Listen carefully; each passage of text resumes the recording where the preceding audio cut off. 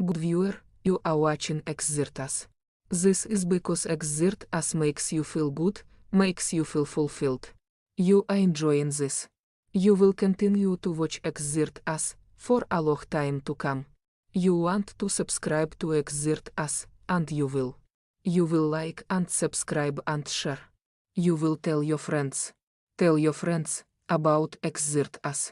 Your friends will come to like Xirtus, much as you are liking this right now, as we speak. Thank you for subscribing to Xirtus. See, that was easy.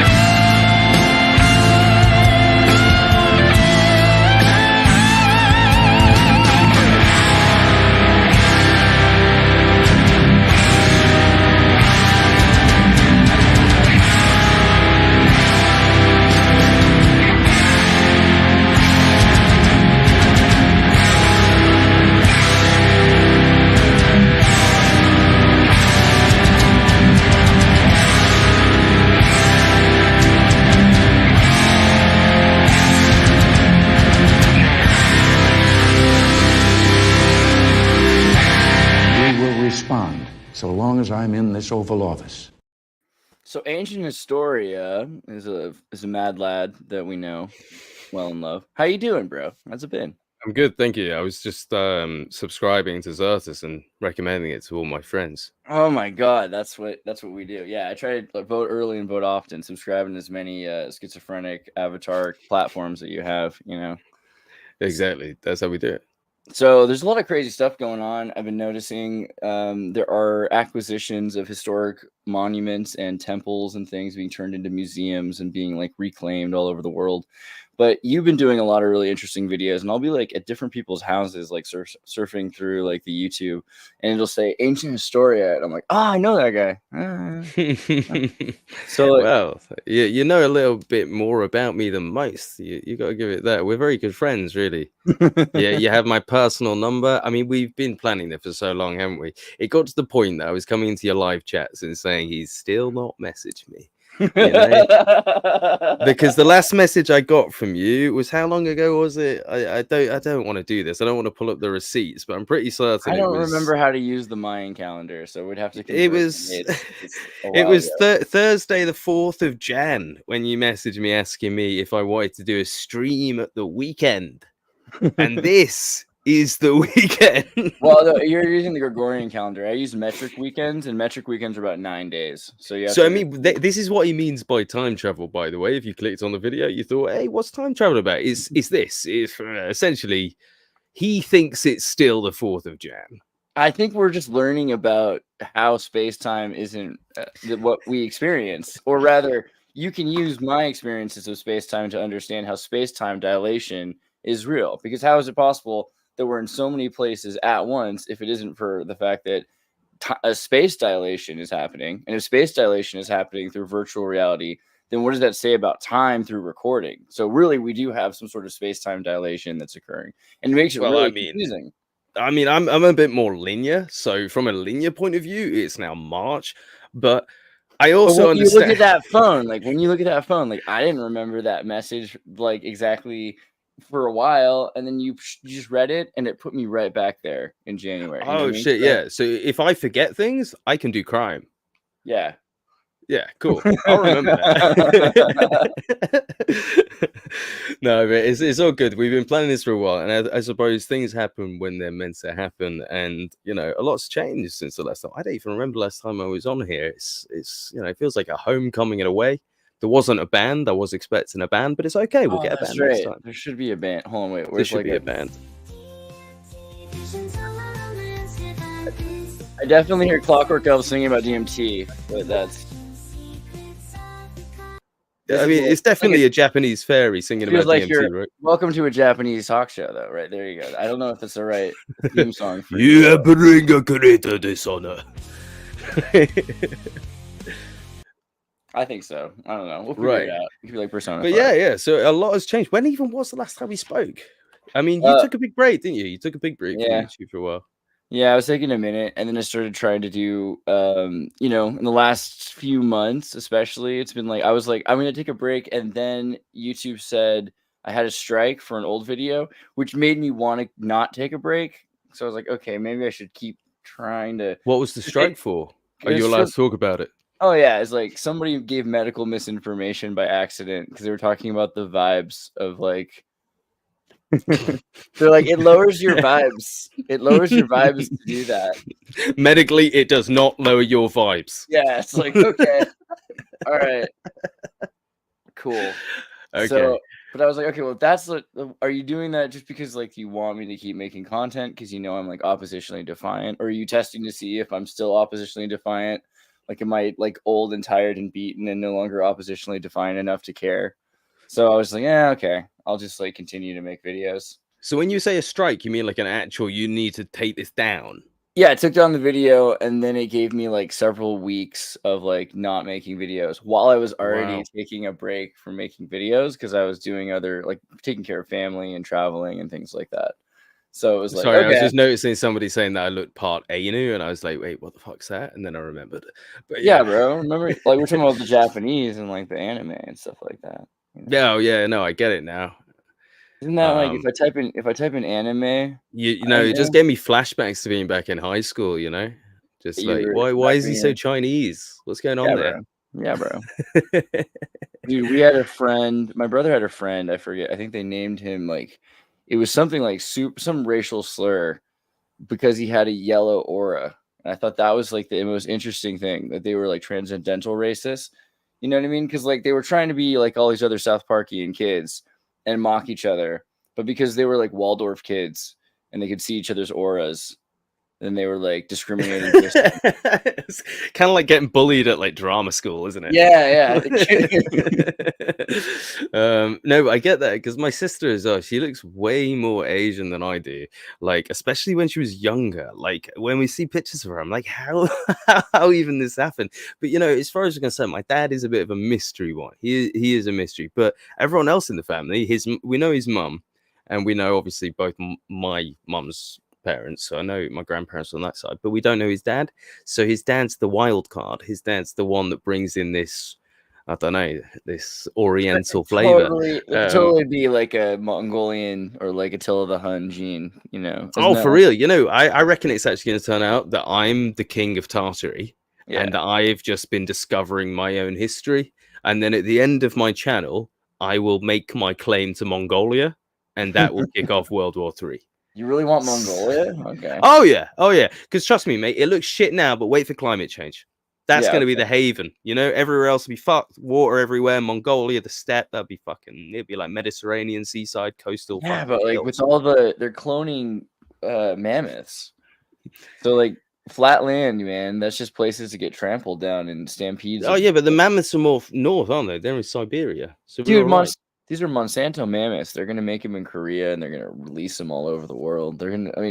Mammoths go wherever they want. Where's a 6,000-pound mammoth run? Wherever it wants to. You know to be fair, though, elephants are really intelligent. So I actually reckon if the world ends, elephants will be the first to join forces with the humans. They'll be walking over like, guys, right, okay, deal. You don't take the ivory, we won't trample you.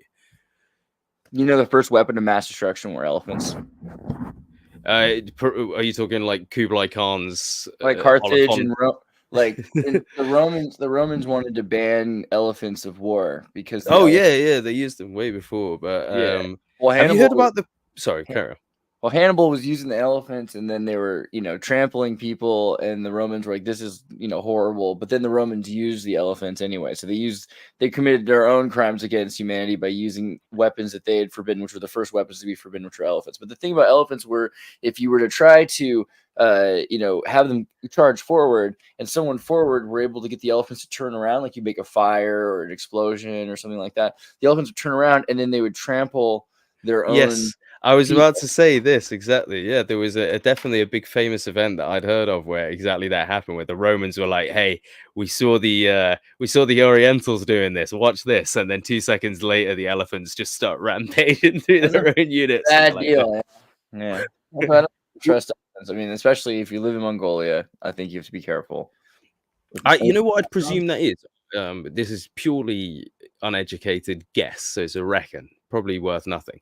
But I'd say it's because the people that were doing it originally had bred the elephants for this. You know how we breed dogs, we breed cattle like cows, modern day cows, they're obviously bred from the ox.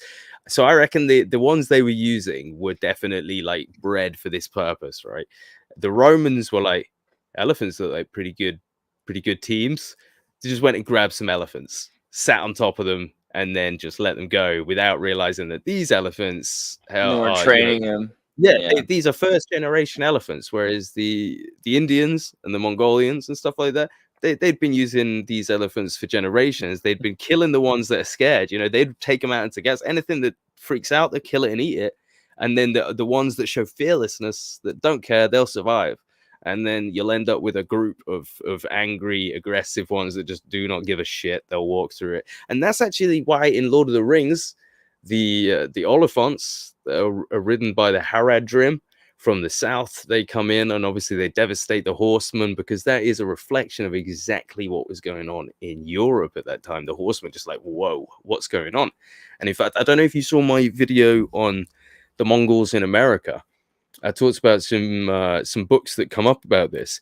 Supposedly, there were boats. There's a few instances of it. One I'm going to think off the top of my head was, I think it was Kublai Khan's men were attacking Japan, and they got thrown off course by a mad storm, and a huge group of them ended up in Peru, and they disembarked on their elephants, their war elephants, and they actually founded the Peruvian Empire. That's what the book says. Not me. That's what which video should I show here that you're talking about? That one down a little bit.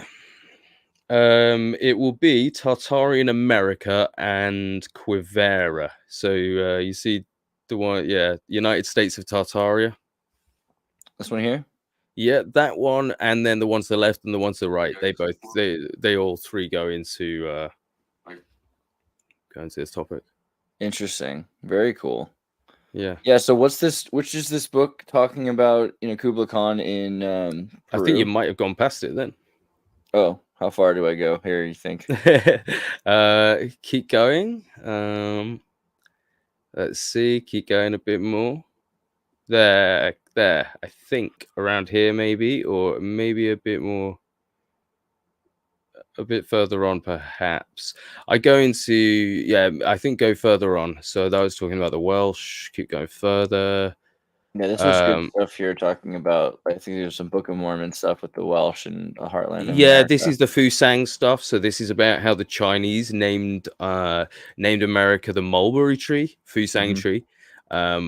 Yeah, very interesting stuff there. So if you want to see that, I think keep going. And then at some point in this video, I think it's around here, I mentioned the Peruvian stuff. So it's definitely in this video. It's just where exactly. There's the Hecata stuff. So this one is weird. I think it's a typo. I think they meant Armenia, but they say that for some reason Hecata went into North America, but I think they mean North Armenia, but can't confirm. So that's a fun one. And then it should be after this. Interesting.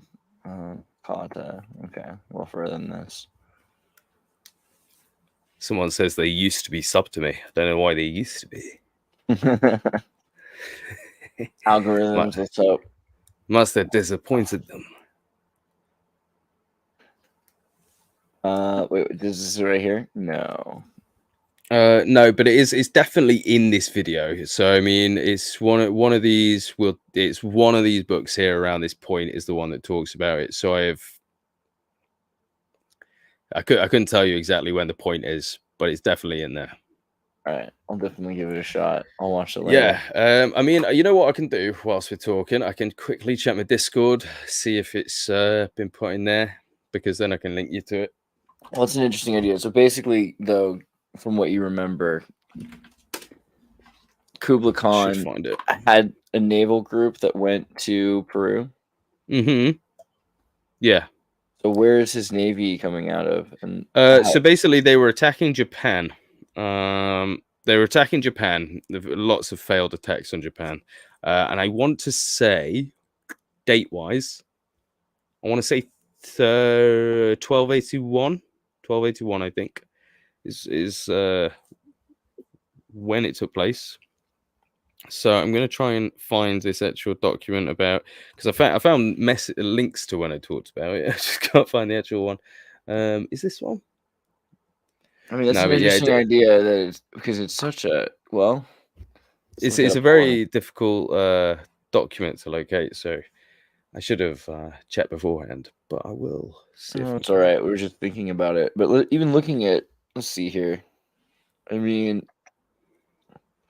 it makes a lot of sense, because if you think about it, you start in China and then you just follow the coast essentially. You're going along the coastline until you get down. Yeah, I mean 100%. Loads. The whole video is great because it talks about how there was a big contingent of people in the 17 to 1800s who believed the northern people in particular of America, the Native Americans, to be Tartars. But there was one guy that discussed this ancient thing of Europeans. It was like a three-way group of Malays, Europeans, and Tartars that had a war. And they've discovered, obviously, the European skulls. I believe the Europeans to be the Welsh. I think the Europeans in this situation that they found are, in fact, the Welsh had gone over in about 500 AD. So that, for me, that works. We've got some Tartars that have gone over about 400 to 500 AD, around the same time as Attila the Hun is moving into Rome. So this suggestion is, not only did people move to the west, people also started going to the east and going, right, we're going to go find new land that way. And maybe they did. Maybe they sailed around the coast. Maybe they arrived in America and started doing it that way. We've obviously got the connections between the Tungusic people and the Inuits, as they call them, but, the native Canadians and the Greenlanders and stuff. They're all one big group of people, definitely. So, yeah. Yeah, I'm just checking out some of the haplogroups, actually, because you can watch the spread and some of the maps. Yeah, haplogroup X is one of the ones you want to have a look at, actually. Right. Always X. Yeah, X is a great one. Yeah, look at that. Because also from, it seems like, predominantly in the East Coast. Yeah, but it's a mixture between people that seem to have come from like the Phoenician areas, possibly in earlier migrations. So what do you think about the Welsh? I mean, what do you mean? What do I think about the Welsh? I mean, it's a dragon people. It's kind of the dragon is. I can tell you exactly what the dragon is. Talk about the dragon. So the dragon is relating presumably to a comet, right? Because comets in the day were described as dragons. You can look at a load of. Oh, here's Yayan. Hello, Yayan. He's and volcanoes, right? Yeah. So the dragons were basically. If you look at, I'm trying to think of one of the people from around the same time, but you've got Bede will talk about it. So Venerable Bede, and there's a dude. His name's escaping me at the moment, but he was writing about the same time as Arthur, and he ended up dying in France. He wrote about a great cataclysm that strikes Britain. And before this, they talk about Merlin the Great talking to Emerus, and there's a dragon in the sky with 7 heads, and the heads are obviously different meteors going off in different directions. So calling it a dragon, it's talking about a meteor. And we know that meteors are a big deal. So people thought that they meant something. If a meteor went over, they might say, oh, this means that a great king is going to be born next year or something like that. And that's kind of where it came from. The original dragon was nothing to do with slaying a dragon or anything. It was based on the fact that Britain was ruined by this giant comet, which looked like a dragon in the sky. You know what I mean? And the What dragon do you left. think about the volcano meteor theory, right? That a lot of these meteors are, projectiles from volcanoes, and like also connection to the dragon, right? Because dragons are often associated with Well, volcanoes and what mountains. I don't know about that particular volcano theory, but what I'd say it's more likely a part of, maybe it's not that it's being struck by a comet itself. I think it's the fact that when we move through these comet trails, which I've got a picture here that it'll be too long to bring up at the moment, but is when we move through these comet trails, and every about 40-50 years we get this event where loads of comets come down. There was one in the 1800s where it was absolutely immense. We moved through a comet trail, and there was about 10,000 meteors came down within an hour. So the people witnessing it thought the literal world was ending. All these meteors coming down. So I reckon there's a chance that we were hit by something like that. Oh man, you there? Yeah, that's the picture. In fact, that was one of the pictures. So I reckon that there's a chance that we were hit by something like this, where these meteors were bigger and they were actually raining down upon Britain, because we got a lot of evidence in Britain that the trees died out around 530 AD. I mean, they do suggest that happened all across Europe. You can look that up. They blame it on a volcano. They say a volcano, detonated, and the smoke filled the air, and then all the trees in Europe died off. But if you look, I think they call it the Thera volcano, but the areas around Thera, they're fine. None of this has happened to it. It's only further out, which would insinuate it's happened to essentially Northern Europe. If you look in the Norwegian records, they talk about a giant comet coming down and heading towards Britain in the direction of Britain around the same time, the 500s. I've got a video on my channel about this comet, so if you want to see it, it's only a short one, but it's very fun. And there's a great author called Alan Wilson who did a lot of work on this 562. He believed it was 562. So the comet video is quite old. It's a lot older than this stuff. That's the Tartarian Tales one. You don't want to watch that. Go off that. That's me just debunking Art of Dino. Keep going down. It's one of my, that one, 562, top one there. In fact, no, the one below it, sorry, not that one. That one. That's the one. So if you watch this video, I'll go into all the details about all this stuff that I've just been talking about, really. The dendrochronology of the trees, the Krakatoa. So that was it, Krakatoa explosion, not Thera, sorry, Krakatoa. They believed it to be this that caused this thing, but Krakatoa is over in Indonesia. It's a great video. Have a check out if you're interested in that kind of stuff. But at this point, it's just a theory. But what is seemingly fact is the trees did kind of die off around that period, and we also have the melted forts. We have vitrified forts in Scotland. So I don't know if you've ever heard about them before. What are the vitrified forts? Give it a quick Google, because that'll bring it up. So this was a thing that it stumped a good few people. So go on the actual wiki and we'll see. So this is essentially, these forts in Scotland have received excessive heat that's turned the stone into glass. It's vitrified them. And the official history says that people tried to destroy them by pouring fuel on and setting fire to them and stuff. But every time they tried to recreate this, they couldn't prove it. Like, nobody's been able to recreate this since. In fact, if you scroll down, there's somebody quite famous that did something about this. Go down a bit more. Is that Arthur C. Clarke? There you go. So on 16th of September 1980, an episode of Arthur C. Clarke's Mysterious World featured a segment in which the archaeologist Ian Ralston examines the mystery of the vitrified fort Tapo North, and they tried to recreate how it was accomplished by piling stones and setting a massive bonfire, repeating the work of these other dudes in the 1930s. But the experiment produced a few partially vitrified stones, but it was asserted that no answers were gleaned as to how large-scale forts would have been crafted with this approach. So it shows that even in the 80s, this was a big deal. And it doesn't mention it on here, but Arthur C. Clarke actually wrote that this was the biggest mystery he'd ever tried to tackle. He said it was the biggest mystery, how these things got vitrified.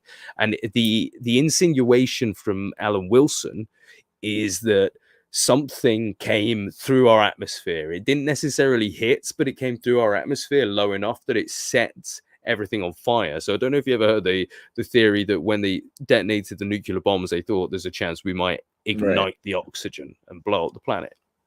Well, you kind of get a similar-ish thing when you have such a hot object passing through the atmosphere, because it ignites that area around it. Then you get the oxygen sucking in, and it basically creates a vacuum of heat, you know? So if it were to hit, hypothetically, it wouldn't need to actually hit and cause an actual hole, an actual crater. It could just pass close enough that it set fires to the atmosphere. And there did appear to be like a directional thing. If you watch my video back, if anyone's interested in it, you'll see how it seems to go towards Peru. And Peru experienced similar things. We've seen things like, Pumapunku, blown up to pieces. What they suggest is some kind of meteor hit or maybe a tsunami. And I think that they might be connected. It's interesting looking at the eruption history. So I was looking at, like, if you look at like the earthquake maps, whenever there's an earthquake in one place, there's an earthquake in another place, and you can pretty much predict that as above, so below kind of a thing. Like if there's one, down here, there's one up here, or one down here, there's one up here. Maybe it's down here, and one up here and here. I'm not sure how it works, but they seem to like respond back and forth, and they've mapped, these kind of like married sites where if something happens in Indonesia, then something else happens, in Italy or in, Russia or China. I think it's interesting. Like there's all these different connections between. Oh, that's horrible. I was trying to show you the map. Yeah, I was wondering why it was just my face, but I was trying to keep a serious face. I was like, good. It's a good hand. Yeah, no, I was trying to keep a serious face, just like keep nodding, You know what? I'm going back to it. It's worth it. No, but this is professional. No, but look at these maps. We're a very serious organization. Look at these maps. So you can see here's like North America, here's South America. Here's Indonesia. I forget the pattern, because like they've actually mapped this based on when something goes off and when something else goes off. But there's these small earthquakes often, which are alleviating pressure instead of major eruptions. And then other times there's major eruptions. So they kind of are mapped both, right? And they complement each other. When one happens, another one happens. So I find that the dude that was doing this on YouTube. I remember he did quite a few streams, didn't he, with Bernie? Bernie, you saying? Yeah, there was a guy that did streams with Bernie that did this volcano stuff and earthquakes, and he was always plotting them. He was massive for a bit. He was always over my YouTube channel, but then I think I had to block him at one point because he was getting too much, and I've never seen him again. So it's kind of one of those, Well, yeah. Well, I don't know about. Don't shoot the messenger. I'm just trying to. Volcanoes, No, the dude. He's the earthquake volcano dude. Is it? Yes, exactly. You do know. Dude, just like his name is like a car or something. Is that right? Is it like a car? Dutch Sense, that's it. That doesn't sound like a car. It sounds more like a weed. But Dutch Sense, yeah. No, Dutch Sense. Let's go. Oh, let's go. Sorry. Yeah. Well, if you don't worry about. I don't know. I'm not sure. I'm just saying. Looking at actual maps, like if you were just to take the time to look at like where earthquakes are happening, they're connected, and volcanoes are connected to these earthquakes, and more than people think. A lot of people seem to really push tectonic plates more than they're aware of earthquakes being connected to volcanoes. Like volcanoes are a major reason, and a lot of volcanoes are submarine, so they're underwater, right? Like, I keep ruining the map. Point is, when a volcano goes off, you might not know it. Right, like they might know it from these machines that can measure these things, but you might not know it. And so when an earthquake goes up, when a volcano or an earthquake happens, sometimes they seal themselves over because maybe there's water, and then so the rock forms from the magma, and then you have major pressure, and if the pressure keeps building, eventually you can have such a huge explosion that it's like similar to a mycelial like sneeze. You know, you can have an explosion that can cause shrapnel to fly out of a volcano, like liquid magma and whatever, like flying out for miles or hundreds of miles or maybe more, because it's also the sonic the acoustic explosion from, you know, Krakatoa was supposedly heard all around the world. So people were hearing it ringing and bouncing off of itself like 7 times. So it was such a loud sound that it would have completely, I mean, anything and anyone around it would have gone deaf, right? And then anything outside of it would, you know, would have been shattered, you know, before it got to the next level of everyone hearing it in England. So that's another thing that's kind of crazy about some of these volcanoes is if they're not released like Old Faithful, just like, you know, continuously we have some pressure release, then they can build up to the point that we wouldn't be able to remember, it wouldn't be able to fathom it, right? It would be completely destruction on all levels, and the next generation wouldn't be able to conceive of what had happened. I mean, it's curious that somebody has just commented saying volcanoes are caused by sunspots. And it's funny because I was about to say what you were describing sounded very similar to what they say about these kind of micronovas. I'm sure you've heard about those. Talk about micronovas. Yeah, I mean, micronovas, I think they've been made really big by what's his name now? Something Hancock, one of the guys in the Ancient Aliens groups, you know, and David Childress, all that kind of group. Right. Yeah, they made a documentary called The Cosmic Secrets a few years ago, which, to be fair, I must admit, even though it's probably 99% shites, I do enjoy it. I love watching it. I love watching it and being like, yeah, me too, David, I can talk to aliens. But yeah, it's one of those things where they talk about this essentially the word that got me going was the burp. Yeah, that's the one. So the sun burping, you know, every now and then it needs to burp, and this huge amount of energy just accidentally wipes out the planet kind of notion is their thing. I mean, everyone's got their own version of the apocalypse nowadays, don't they? Yeah, or at least like a solar flare to erase, you know, all of our technology. So we were kind of set back in civilization without our memories. You know what? I was wrong. It wasn't a Hancock. It was Wilcock. David Wilcock, I think it is. Yeah. Sorry, I didn't want to say it because, like, again, with like, you know, some names don't carry the same clout and carry more weight. No, yeah, I'm pretty certain it was a Wilcock. I'm thinking it's David Wilcock. No, not Graham Hancock. He wouldn't. Yeah, no, definitely not Graham Hancock. I wish Graham Hancock was interested in micronovas. I mean, that'd be like an awesome thing.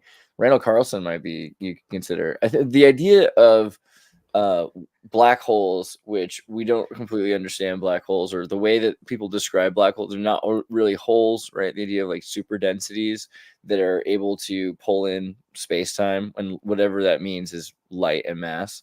So something that has more mass than anything else and is able to pull in more mass. I mean, that's what they're talking about, and being able to absorb light from the sun, right? So if something can pull light away from us because it's able to absorb the light from the sun and we're not getting that light anymore, that's kind of that's the goal of like a micronova. But you could also turn it the wrong direction, and there could be like a solar flare, and a solar flare can be, you know, he's calling it a burp, but it can be something that's kind of just a radiation blitz, you know, and that could be something that could burn everything up, or it could just desequence our DNA. It could be, you know, it could cause all sorts of damage to biology, or it could even just be as simple as, it turns off our technology, like shuts off and erases like satellites or something like that. But I tend to think that it'll probably be more interesting than that. Like if it's something that's genetic, because the way viruses work, right? And we have a lot of viruses that are automatically stored in our sequences and have already affected our DNA. If those are able to be turned off the same way, because they're essentially electronic, they're mechanical, then you might see like a complete like reset of the human genome also. So there's there might be some interesting benefits to solar flares that people haven't considered, or some people. Well, you know what? Interestingly, that's the entire point of his video. Is he's saying that when this event happens, I mean, they also tie it into what they call galactic waves coming from the center of not the universe, sorry, the galaxy. You know, supermassive black hole at the center of a galaxy, and they say that. I think every 25,000 years, these giant waves, just like if you imagine a pond or a pool, and in the middle, you have something spinning, you know, that's generating these huge waves, right? So you imagine something spinning in the middle of a pool, and we're living on the far edges of the pool. So they're suggesting that it's taking 25,000 years for these spinning waves to come out to us on the edge of the pool. And when they do hit, that they'll cause all kinds of havoc, maybe cause the sun to supernova or micronova, etc. And they actually say that this event will awaken the Christ consciousness in us all. Well, not us all. Good. Some, hey, whatever. Well, they do say that in some it will make us worse. Well, that's what they talk about. They call it in time madness. Now, the dude that says this, I can't remember his name, but he's the one that really chats shit. He's the one that says he was in the 20 and back program. Really, his name's escaping my head, but you'll know the one that's Corey Good. Exactly. Yeah, you knew. Yeah, 100%. Corey Good. He's the one. He said that scientists. I don't know Corey Good from Spice World. However, I do know Spice World. He says that they were sent out in spaceships to detect this anomaly. Right, this is what he says, so don't shoot me. And when they were on board, they started to experience madness. So the people that were good people started to like experience bliss and love and that, and the people that were angry or bad people on the inside started to go psychotic. And he said that all occurred on this spaceship in the middle of space. And so it's weird out there, man. I mean, like I say, the dude does claim to have done 20 years working for the secret space program before being sent back in time travel. See, we weren't lying. Time travel, all the way back to when he was a kid and replaced Michael Crichton. I've never heard of him. He wrote Jurassic Park. Jurassic Park. Well, I know that. He wrote Jurassic Park. He also wrote Timeline. Did you ever watch Timeline or read? I mean, you didn't read it, but did you ever watch the movie Timeline? You know what I'm talking about? No, I was 5 years old. It tells a story of a group of history students who traveled to the 14th century France to rescue their professor. The book follows Crichton's long history of combining science, technical details, and action in the book. I feel like this one's an underrated one, Timeline, because it's super, hey, it's Tartarian, man. Like, they're going to the 14th century. Crichton? I spell that? Did I get it right? Yeah. Movie. Something like that. Oh yeah, dude. And it has the dude. What's his name again? I recognize him, but I have no idea. He's dead. Paul Walker. Paul Walker, yeah. Paul Walker's dead. Paul Walker was in Fast and the Furious and in Tammy and the T-Rex, which is the better movie, where his body is replaced with a giant robotic dinosaur, and Tammy has to learn to love again. It's pretty cool. With a dinosaur. Robotic dinosaur. But the point is, the Timeline is about traveling through time. The professor is working with the military and the government, and the government's paying for the university to do all these experiments. He really just wants to go back to the 14th century France or something. So he does. And to do that, basically he realizes that there are different ways of reaching the same conclusion. So if I were trying to build a birdhouse and you were trying to build a birdhouse, but the rules, or let's do something better.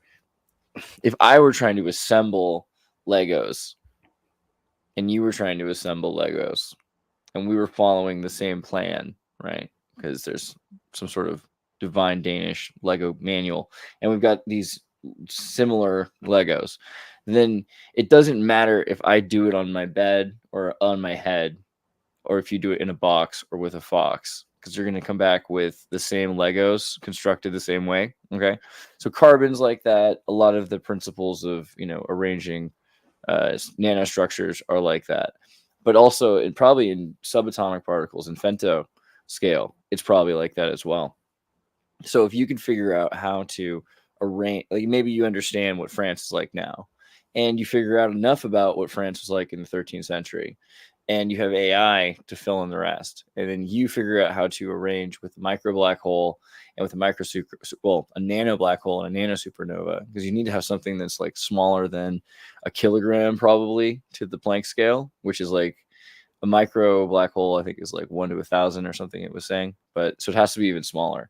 But you have to be able to arrange something that you could use as basically a system to arrange and print, or to explode and project outward a radiation that would arrange matter into the same arrangement that it was like in the 13th century, you know?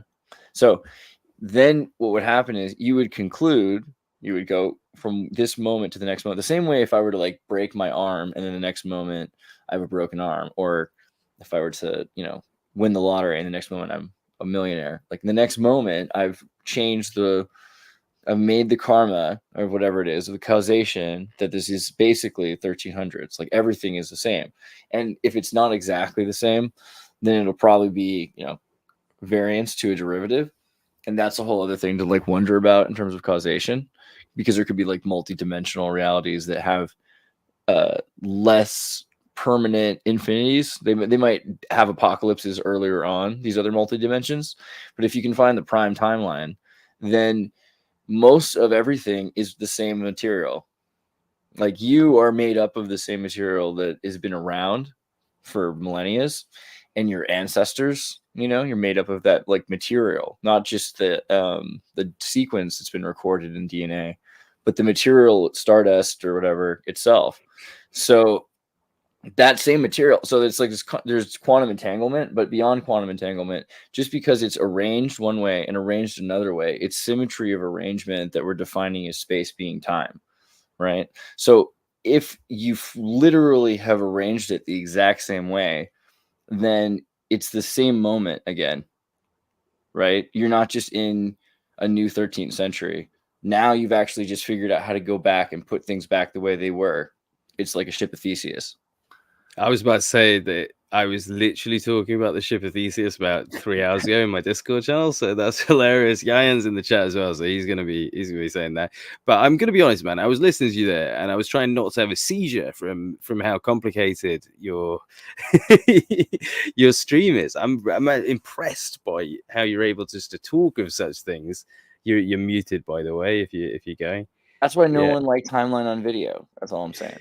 No, I'm seriously, I'm impressed by your ability to convey that so smoothly. If I was to attempt to try and explain that, there'd be so many ums and ahs that people would be like, wow, this dude's fucking retarded. But you do it so eloquently and so smoothly that I was like, I understand, even though I don't.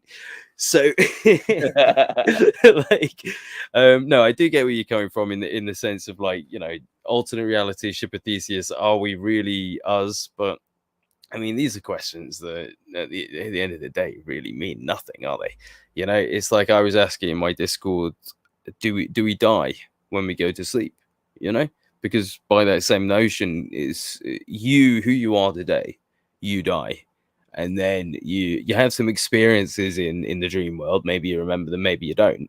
But then another you wakes up in the morning and kind of picks up where things left off. You wake up in the morning and you kind of do a check, don't you? You kind of go, whoa, where am I? That's why when we wake up after a weird night drinking and we're in a different bed and we're like, whoa, the fuck am I? Right? Because it doesn't check out. You've got to go into the memory banks and go, wait, what was I doing last night? Oh, I was out drinking, then I came here and yeah, that makes sense. Right? But if it doesn't make sense, you panic. And that's kind of like, well, that's who we are. We wake up in the morning and we do a little systems check. Like, well, yeah, I'm Luke. Where is Luke? Where was Luke last night? You're like what you think Luke is. You know what I mean? So like, okay, so if Luke is sick, then you're like, I'm Luke, but I'm sick Luke. If Luke is feeling well, like I'm Luke, but I'm like excited. I'm like ready Luke. I'm like charged Luke, whatever. And I feel like moments are like this too. So in time, we have like clean room. Like a clean room can be a clean room in many times of the year throughout your time. You can have a clean room. You could also have a disheveled room at different moments. and they can be nonlinear moments, right? Because you can go back to having a clean room, because clean room is like an orderly room. So it's the way things are supposed to be, in your opinion, or like in the principles that are set. Like you've got feng shui or something, I don't know, but you've got your definition of a moment. So moments can be nonlinear, and then you can achieve that moment. You can go back to that moment just by putting everything literally exactly in the same place that it was before. Or is it a new room? Is it a new moment? Is it a new river? Well, in that sense, I would say it's a new moment. But it's the same. But it's the same Legos. Yeah, like, but it's a new moment. Well, to me, it's a new moment. But again, that's the if point I, of the point of the philosophy, is that there's no correct answer. But if a kid builds a Lego structure and the dad knocks it over in the night with his foot, and then he builds it back up, and the kid comes it's a back different downstairs. structure. But as in, like, so for me, but it's in one division, isn't it? They do this with Vision. But it's the same structure, because it's the same Legos. The only difference is ego, and his ego really. Well, okay. Well, what about this then? So same thing, right? Let's say we have the same structure. Let's say the ship of Theseus is in a museum, right? And over the years, each piece starts to rot, and we take it to pieces, and we replace the rotting boards. So after however many years, the entire ship has been replaced. All the rotten boards have been replaced. Is this still the ship of Theseus? Right now, let's say you take those rotting boards and you find a way to actually fix the rot. You come up with a way we can actually fix the rot now. So we've regenerated these boards, and we've created the ship of Theseus over here with all the regenerated boards. Which one's the ship of Theseus? Is it a replacement, or is it this one? And the way the ship of Theseus story was originally told in Greece was that the people would sail it from their area to here. They'd recreate the journey of the king, the founder of Athens. They'd recreate this journey by sailing the ship of Theseus every year. So every year they'd have to repair it, because damage took place each year. So after 100 years, the ship's been entirely replaced. Is it the same ship? It's still doing the journey. It's still got all the kind of the memories, I suppose, but obviously it's not a sentient object, which is why it becomes difficult. So let's transmit it to something that's a little bit more complicated. Let's have a look at something. I got one. Well, let's have a look at teleportation, right? Wait. That's too complicated. Let's start with a No. I'm talking teleportation, right? So let's say right now you're about to get teleported, okay? How does that work as we know it? You must get deconstructed where you are. You get turned to nothing where you are, and then you get rebuilt somewhere else. Okay, so when you get destroyed and rebuilt, so let's say right now I've just teleported you, I've done a whole Scotty beam to my house, okay, and it deconstructs every cell and rebuilds you here. You remember everything, but are you still you when you arrive here? So I would say if you're made up of new material, then maybe not. But if you're reconstructed of the same material, then yes. But maybe not is also nuanced, because if you're made up of new material, even if that new material is new, it's still the same kind of material. It's still carbon. So it's from the same place. So it depends. I think that you could say that it really depends on what you keep doing. So I think a harder thing is, like, let's say you and I have a friendship that's based on our love of Legos. And as time goes on, we're less and less interested in Legos. But first we were like really into Legos, and we built like Lego temples and Lego, like, cathedrals. And people were like, wow, look at the Lego car that they drive in. So people got really obsessed with our, thing. There's like kind of an avatar or shrine, like YouTube. The people are into doing that. They're mimicking it. There's like there's a meme going on about the fact that we're friends about Legos. Okay. Now we've gone on and we decided we're not going to be that interested in Legos anymore. And we find interest in, role-playing games. I don't know. No, candle working, because it sounds more interesting and dreamy. So we're making handmade candles. Yeah, a little bit gay. So and Mary, so we're making candles like in Trappist monks, and that's what we're into doing now, and people got to deal with it. People aren't into that. So they're going off with the meme that existed, that we've created, and they're like in our legacy, they're Legoing super hard. And then we now are no longer ourselves, right? Because we're these new people, because we're now basically freaking these gay Trappist monks making candles, which we're super merry and happy about. We're stoked. So, I mean, aren't we still who we are? I mean, it's the thing is like what you are, who you are, what you're doing. Like these are all different definitions, but like people might say, "Oh, you're not who you used to be." You know? Well, I mean, who are we? That's the big question. So, I mean, I was having this exact conversation with someone in my Discord, so it's quite weird we're on it. It's like I've prepped for this without knowing I was prepping for this. You know what I mean? I had this entire conversation, but there's like someone who's listening to this who's been making candles, so don't worry. Well, there's the notion that I was bringing up before about teleportation is like, well, what if this happens? Let's say, like, as you're being deconstructed and reconstructed elsewhere, something goes wrong, and you don't actually get deconstructed here. You know, the machine beeps. So there's two of you, yeah. Yeah, you got Thank one else God. there, right? Thank God. Yeah. I hate the idea that you have to be shredded. Like you shouldn't have to be shredded in order to be reconstructed somewhere else. Like if you want to kill people, or I like killing people. Like let's print more of me, you know. But that's what I'm saying. So doesn't that create like, right? So let's imagine you do that. Let's imagine Andreas walks into the teleport office and he's like, "I'm in charge now, and we're changing things. Yeah, we're turning off this whole deconstruct button. That's murder. That's what that is. That's murder, and we're turning that off. So every time you want to teleport, you'll be duplicated, right? How many years do you reckon it would take before you immediately regret that? Like, come on, like how many do you just... Well, that's the same thing with time travel. Like time travel clause is that if you could just go back and send yourself 40 times, like every few minutes or something like that. So you just have 40 of you to like beat. But this is what I'm saying. How long before you turn up on a new planet and they're all Andreas and you're like, did I really use the time? Did I use the machine? This oh fuck, you know? And then it becomes like the dude that could turn everything to gold, doesn't it? You know? Oh, it sounds great. I can touch everything. Oh, then he touches his wife. She turns to gold. Oh, I touch my kid. He turns to gold. It sounds like one of those things. At first, it's a gift, but then you quickly realize that the monkey's finger is turned in on the paw, and that you've actually been given a curse. Because, like I say, what happens when your family meal, whenever, let's say it's your grand's birthday, and 18 of you are walking in, going, "Wait a minute, I'm the real Andreas," and you go, "No, guys, I'm the real Andreas." It's like Rick and Morty, because then you get to a point where like all of the groups that ever reach that point are evolutionarily like fighting each other. They're mutating to become the best they can be, which is in reflection of divine principles. So usually you're becoming better. The better seem to be the ones that rise. There might also be kind of an equivalent evil, but the equivalent evil one is always, too selfish to get the help from the universe, which is and then with what exponential growth, like AI style singularity, and end up with the ultimate Xirtus that owns everything. And everyone will be like, "Oh, I wish I could go back to before Xirtus owned everything and just kill him."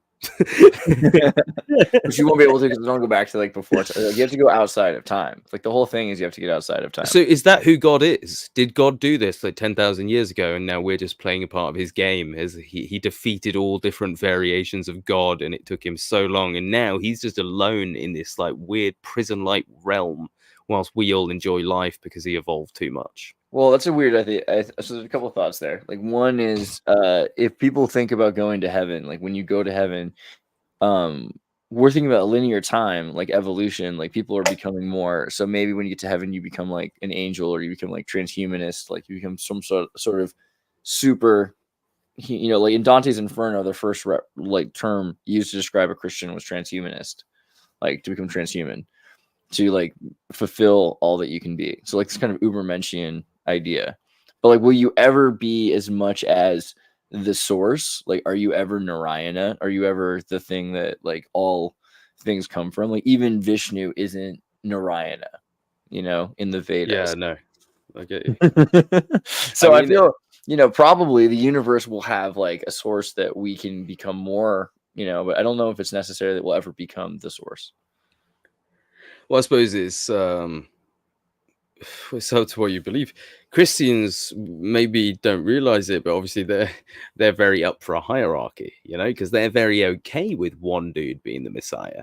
They're very okay with one human being the Messiah. In fact, that's what their books say. A dude's supposed to turn up, and he is supposed to literally arrive like, "Hey guys, sorry, turns out it was Jesus, but like I didn't know." So well, see, that's the thing. That's like It's actually not.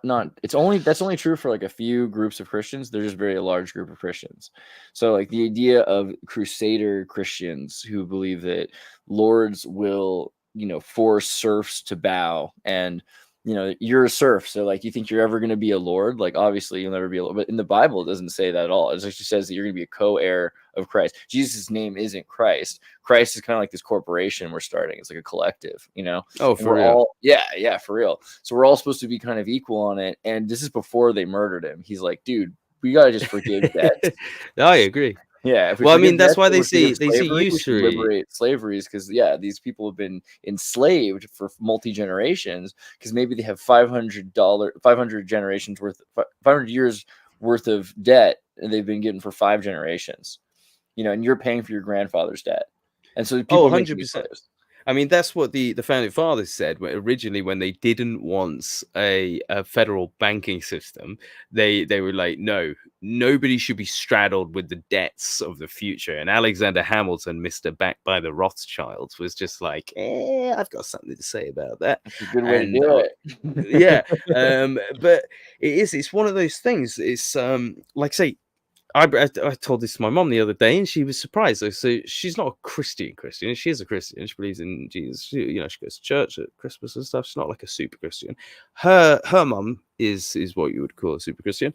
But I told my mom this. I said, usury is a sin, as in to give someone a loan Yep. where you make any profit. That's a sin. And she was like, "What is it?" I was like, yeah. So if you actually want to see how far society is from what Jesus was actually teaching, Right. like he did not agree with predatory anything.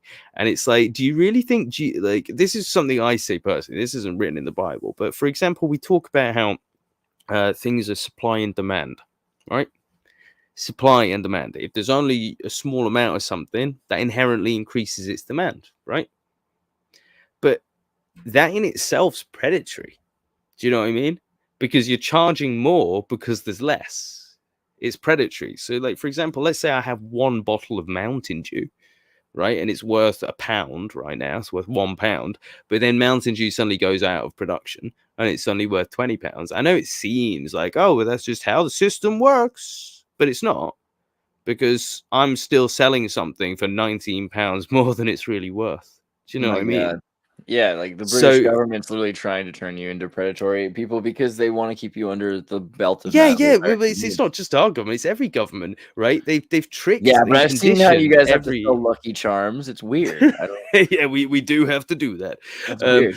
But no, it's something that's hit everyone. It's this idea. It's game theory, right? If you look into game theory, that's what they try and apply to everyone.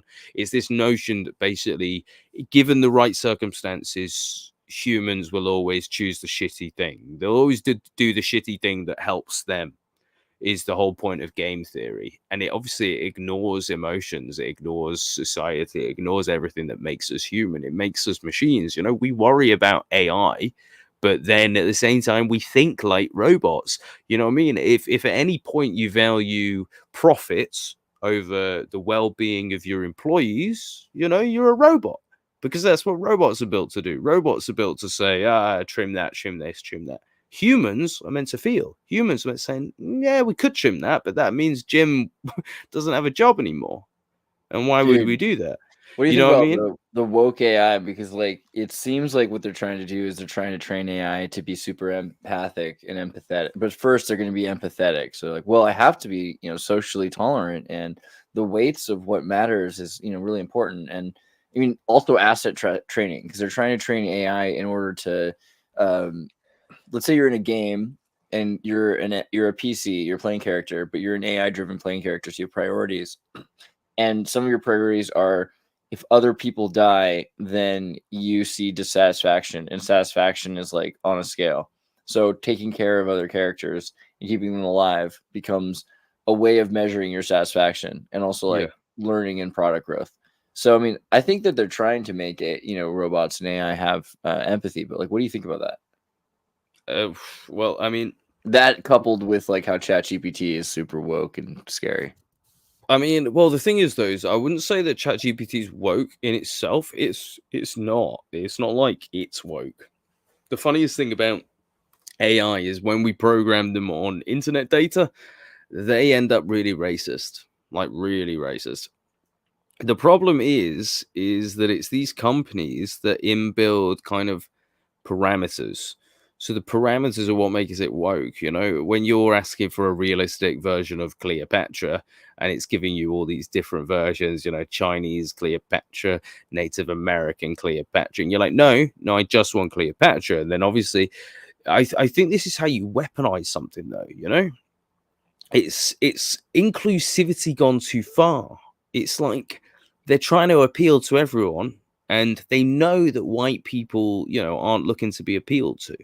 You know what it is? Like, it's interesting you mentioned that, because it's a lot of it has to do with the inclusive quality of like demographics of internet, just being corporate selling of internet to new places. So you look at a map of the world and how internet has grown and how people have access to internet and how crazy it was like 10 years ago or 20 years ago.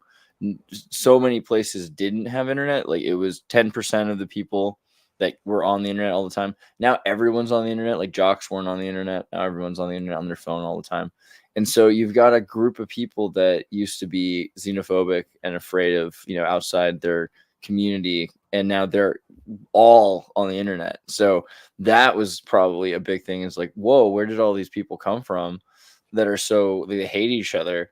It's like, well, they weren't, you know, they weren't on the internet before, and they certainly weren't like in each other's like peers to peer networks. Right now, everything's in like Facebook or Google in one place. Well, I mean, you know what I actually reckon is the biggest threat at the moment to our online space is this sudden uprise in truther channels. I know that's rich coming from truther channels, but I'm serious, right? Have you seen some of the shit that's coming out at the moment? Have you ever heard of My Lunch Break? No. I haven't seen it. Well, you should be glad, because let me put it this way, right? I got put onto this because by somebody who's into this conspiracy stuff, and I say that as a conspiracy theorist. Okay, I'd never heard of this guy, and then it turns out, so he arrives on the scene January last year. There's nothing of him before, okay, and his entire videos are him debunking everything. He tells you that airships were the way of the travel of the Tartarians. Every building you've ever known was built by a giant and mud flooded. It's, you know what I mean? It's breaking news. That's good. No, good for him though. What, you know, like good. No, right. But he's getting out there. Right. Yeah, basically though, he's making the money. He's making the money. Yeah. Well, the thing is though, is that all these stuff, it's pure lies. If you actually go into his videos, you'll be able to debunk him using his own clips. He'll cut things, leave information out. It's all but look at how he uses big red arrows. Oh yeah. But this is what I mean though. He does this. Yeah, he points at things like, oh, it says the building was made at 8:30, but I've seen a picture from 7:30. I like it. And that's essentially what his whole fucking shtick is like, oh, I've seen this building. Oh, he does the whole, it says it was founded. Building founded in the 1800s. And yeah, trust me. I love it, because it looks like a tabloid. That's but the guy's full of shit, right? The guy is, right, no holes barred. Can I say what I fucking think? This guy is a scammy little fucker. Right, I have watched a few of his videos, and they are mate. It's not just right. If you make mistakes, and you're just a genuine truther, I will respect you.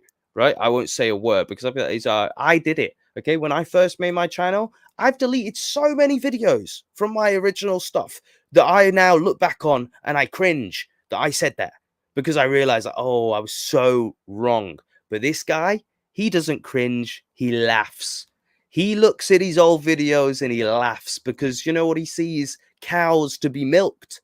Cows to be milked, okay? Because that's all he sees. He's got TikTok where he's got 100,000 views. He's got his, you know, his YouTube, he's getting 100,000 views. And guess what? This guy came onto the scene in January 2023 saying that he was making these videos on his lunch break. And I tell you right now, he's already somehow a part of a movie called Old World Order, released by Sean Hibbler Productions. Okay, so if you look up Hibbler Productions, he's on a movie rank with all these different people, old world stuff, right? He's been on the scene for a year and he's already in the old world order TV coming out in spring 2024 by this guy. Yeah, okay. And this is the funny thing, this guy has financial links. He's done videos with Eddie Bravo. And guess who shouted out my lunch break on Joe Rogan and other shows recently? Eddie Bravo, because they're all in bed together, man. They're all in the same fucking bed. And Eddie Bravo is paid, or he's financially incentivized to promote this My Lunch fucker, right? Because he's part of the same group. They're making these new videos, and this is the point that they're bringing in the new group of young guns because it's all about fast paced. You know how we do long videos. We talk about stuff. We actually go into detail. Young people don't want this. They just want you to come on the show and be like, that's fake, that's fake, that's fake. Move on. That's fake, that's fake. Right? That's what they want. And he does that. He just goes boom, boom, boom, boom, dead quick. All right. So you don't have a chance to even check the information. That building is fake. It was built by Tartarians. Right. That's it. Move on before you even have a chance to go, whoa, what? Right. And that's his whole shtick. And mate, there's something dodgy about it because it's making every Tartaria researcher look like a fucking idiot. That's what it's doing, because this motherfucker's saying there's Tartaria buildings in Eastern America. Like, no, the Tartaria was in Asia. Why? Like, if they've got any buildings that was in America, you'd know it because they'd be fucking Tartarian architecture. But these guys are pointing at buildings like, Capitol State buildings on the East Coast that we've got photos of them being built, and they're going, this is Tartarian architecture built by the pre-civilization. And you're like, no. Did you ever watch Gargoyles as a kid? You ever see that show? Is that before your time? Like Gargoyles? That's not the same as Gremlins, is it? Before your time, right? Right. Well before your time. Okay. The show is pretty based, and basically it's in New York City. And what happens is they take a bunch of old Tartarian castles, and they bring the stones by helicopter, and they build them on the top of this skyscraper. So the top of the skyscraper, like the roof of it, it's this like cathedral that's been brought above the clouds, because the myth was that if you went above the clouds, then these stone gargoyles, who used to fly at night but now they've been stone in the day, like they have to go above the clouds and then they're going to be able to fly again. But they're made of stone, so how are you going to get them above the clouds? Well, now with modern technology, you just put them in a tower and boom, you've got gargoyles flying around. But I always like that idea of also like the reassembly, because there's a lot of the American stuff is about Masons reassembling things, putting new faces on statues, arranging them around. Also, yeah, like, Eddie Bravo, that's cool. Have you ever seen that movie, How to Lose Friends and Irritate People? No, but I know. Timeline's a good movie. I don't know, but How to Lose Friends and Irritate People is great because it's like a true story, and there's like a book about it, and like I think he claims to have killed Paris Hilton's dog, actually, which is pretty messed up. Because he's what Eddie Bravo does. No, that's a horrible segue. No, this movie, How to Lose Friends and Irritate People. Right. Okay. How to Lose Friends and Irritate People is a book based on the memoirs of Toby Young, I guess, who's basically I do know him. Yeah, I know. Yeah, he was working for, Vanity Fair, because he started out, and like there's Megan Fox before Machine Gun Kelly, like in that movie. So there's that going on. But basically he was Toby Young was working for like some sort of a rag that would out celebrities, and Vanity Fair bought him, and then they wouldn't use his articles for like months, and he's like, what is the deal? I keep writing the same kind of articles. You must have paid me because you read my articles. You know what articles I write. These are the articles, and they're all like, caught naked, or Andy Dick's drunk, or all these kind of things, like outing people. And he's like, when you were like at that rag, you used to write about how you complained, about how you weren't in the party, right? Like, and you're in the party now, so stop complaining about everybody. You know what I mean? And like that's the thing I feel like with it's great for this dude if he's getting like publicity. I haven't seen his videos at all, so I have no idea. But like that's no problem with me for me. Like, The thing is, I don't often call people out. I'm not that type, right? I've only ever called one person out, and that was because the guy actually copied a load of like my videos. So I was like, you know, I'm gonna take this guy down, right? And I didn't even mention that he copied my videos either. I stayed mature and I kept it on top again. I just debunked his video. And you know, I still had people come to me like, "Whoa, you're a debunker now?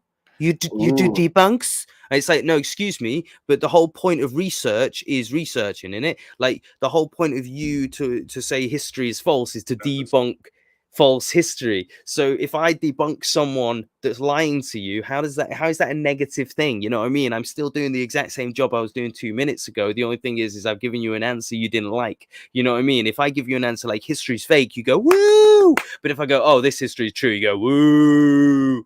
You know what I mean? And then you can't pick and choose. I'm doing the research and I'm telling you what I found. So you can't be angry at me for coming back with information that you don't enjoy. I'm sorry, that's what it says.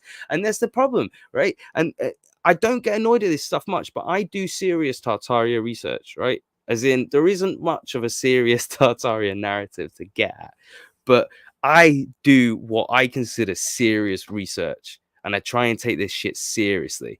People laugh at this fucking thing, you know, oh, worldwide Tartarian peaceful empire, right? People laugh at it because of this psyop, right? The real stuff, the real reason why Tartaria is hidden, okay, is because it's a mixture of essentially genocides by different cultures, okay? Tartaria was massive until the 1600s. It started falling in originally 1480. You've got the Golden Horde falls to Peter the Great, or sorry, Ivan the Great.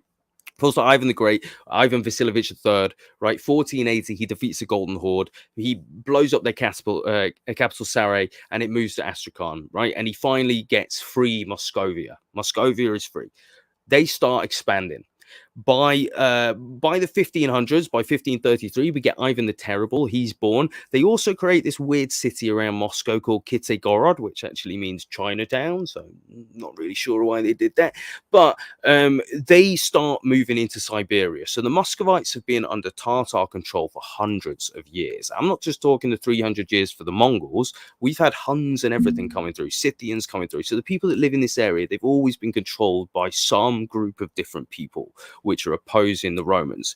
So the Muscovites have this kind of ancestral anger towards these people, and they want revenge. They start moving across Siberia, and I'm talking it moves fast. And this is the advent of the muskets, okay? The musket changed the game. The Russians come from Europe holding muskets. Look what we've just got from our European friends, right? Bang, bang, bang. They take Kazan in 1552. They move on to Astrakhan in 1556. And by 1584, they've blown up Siberia Khanate, the cyber capital, called that. They've moved all Kutchum Khan's family to Russia. Yermak the Cossack was killed in 1582 by a Tatar surprise attack during this whole thing. And as a revenge, they blew up the capital in 1584. So you've got to remember that everything beyond the east of the Ural Mountains in Russia was a separate country. Okay, so you'll see where I'm going with this in a second. Everything beyond the Ural Mountains to the east, if you could bring up just a map of Russia so people can see what I'm talking about, everything beyond the east of this was its own thing, their own Khanates with their own kings, their own history, their own Scythian stuff, right? And at the moment, all these people are under the banner of Russia. And look where they're controlled from. They're controlled from Moscow. So look at all these people. See the Ural Mountains there? Everything to the east of that was its own thing. And you could divide this into multiple different groups. You've got the Yakuts, the Sakas, as somebody's just said, which are up in the far northeast. You've got the Irkutsk people around Lake Baikal. You've got the Cyber Khanate, the Kazakh Khanate, which are more further south, the Kalmucks. You've got all these different groups. Russia wipes them out on their military campaign all the way across. They reached Yakuts in about 1642, and they reached the edges of Kamchatka in 1690. So Kamchatka is up there in the Bering Sea. So they reached the Bering Sea in 1690. Okay. Then they obviously started invading Manchuria. We've got the Nachinsk Treaty with the Qing Dynasty and Manchu Tatars that took over the Chinese in 1644. So in 1689, they set their borders with the Nachinsk Treaty, which settles exactly where these lines were on the Amur River. In 1859, we get the Aigun Treaty, which moves the borders even further south. Then we get the Convention of Pekin in 1861 at the fall of the emperor who flees into Tartary at the end of the Opium Wars. So this is what I'm saying, right? I've researched this stuff. I know exactly what happens through Tartaria and why it's fallen. But looking at this map, you've got this entire country of people that don't know their history. Okay, the Yakuts people, the Cyber people, they have essentially no history. It just begins with Russia. Okay, No, there's a and bunch of genetic disposition of erasure, but if you look mostly into them, you find like the haplogroup Q, and haplogroup Q, it pulls out from, originally the far west, and then it goes east. You've got all into South America, and this is kind of interesting because earlier you talk about the Peruvians. Right, I'm sorry, I'm gonna have to reply to this one fucker that said, when do we get it, in your comments, right? You'll get it when you use your fucking brain, mate, right? Look at the map of Russia. It's a colony. These places are colonies of Moscow. Siberia is a colony of Russia. It's colonies of Russia. What happens to Siberians? They start saying, wait a minute, we should be our own country. What if Yakuts say we should be our own country? You're going to end up with a completely divided Russia. And Russia, if it gets divided, is going to fall, isn't it? How is Russia going to fight its wars when it loses its entire fighting force? Because we know that Russia's main military force comes from these poor areas in Siberia. So how are they going to? No, they also have the Chechens. I mean, I would say the Chechens are pretty serious contenders, But even them, they come from the southern regions, don't they? Which weren't even Muscovite. If you return to like the Muscovite borders of 1533, Moscow is that small section up northwest with St. Petersburg and a little bit. It stops at Kazan. Kazan's its own thing. Astrakhan down there is its own thing. Siberia is its own thing. Crimea is its own thing. The fucking Cubans were their own thing. The Cuban Tatars. So you've got all these different groups that they don't necessarily want to be a part of the Russian Empire, because that's what it still is. It's an empire. Because that whole country is controlled from Moscow. People that are living in ice huts on the far eastern coast of that country are being told what to do by a man 3,000 or 4,000 miles to the west in Moscow that never even visits.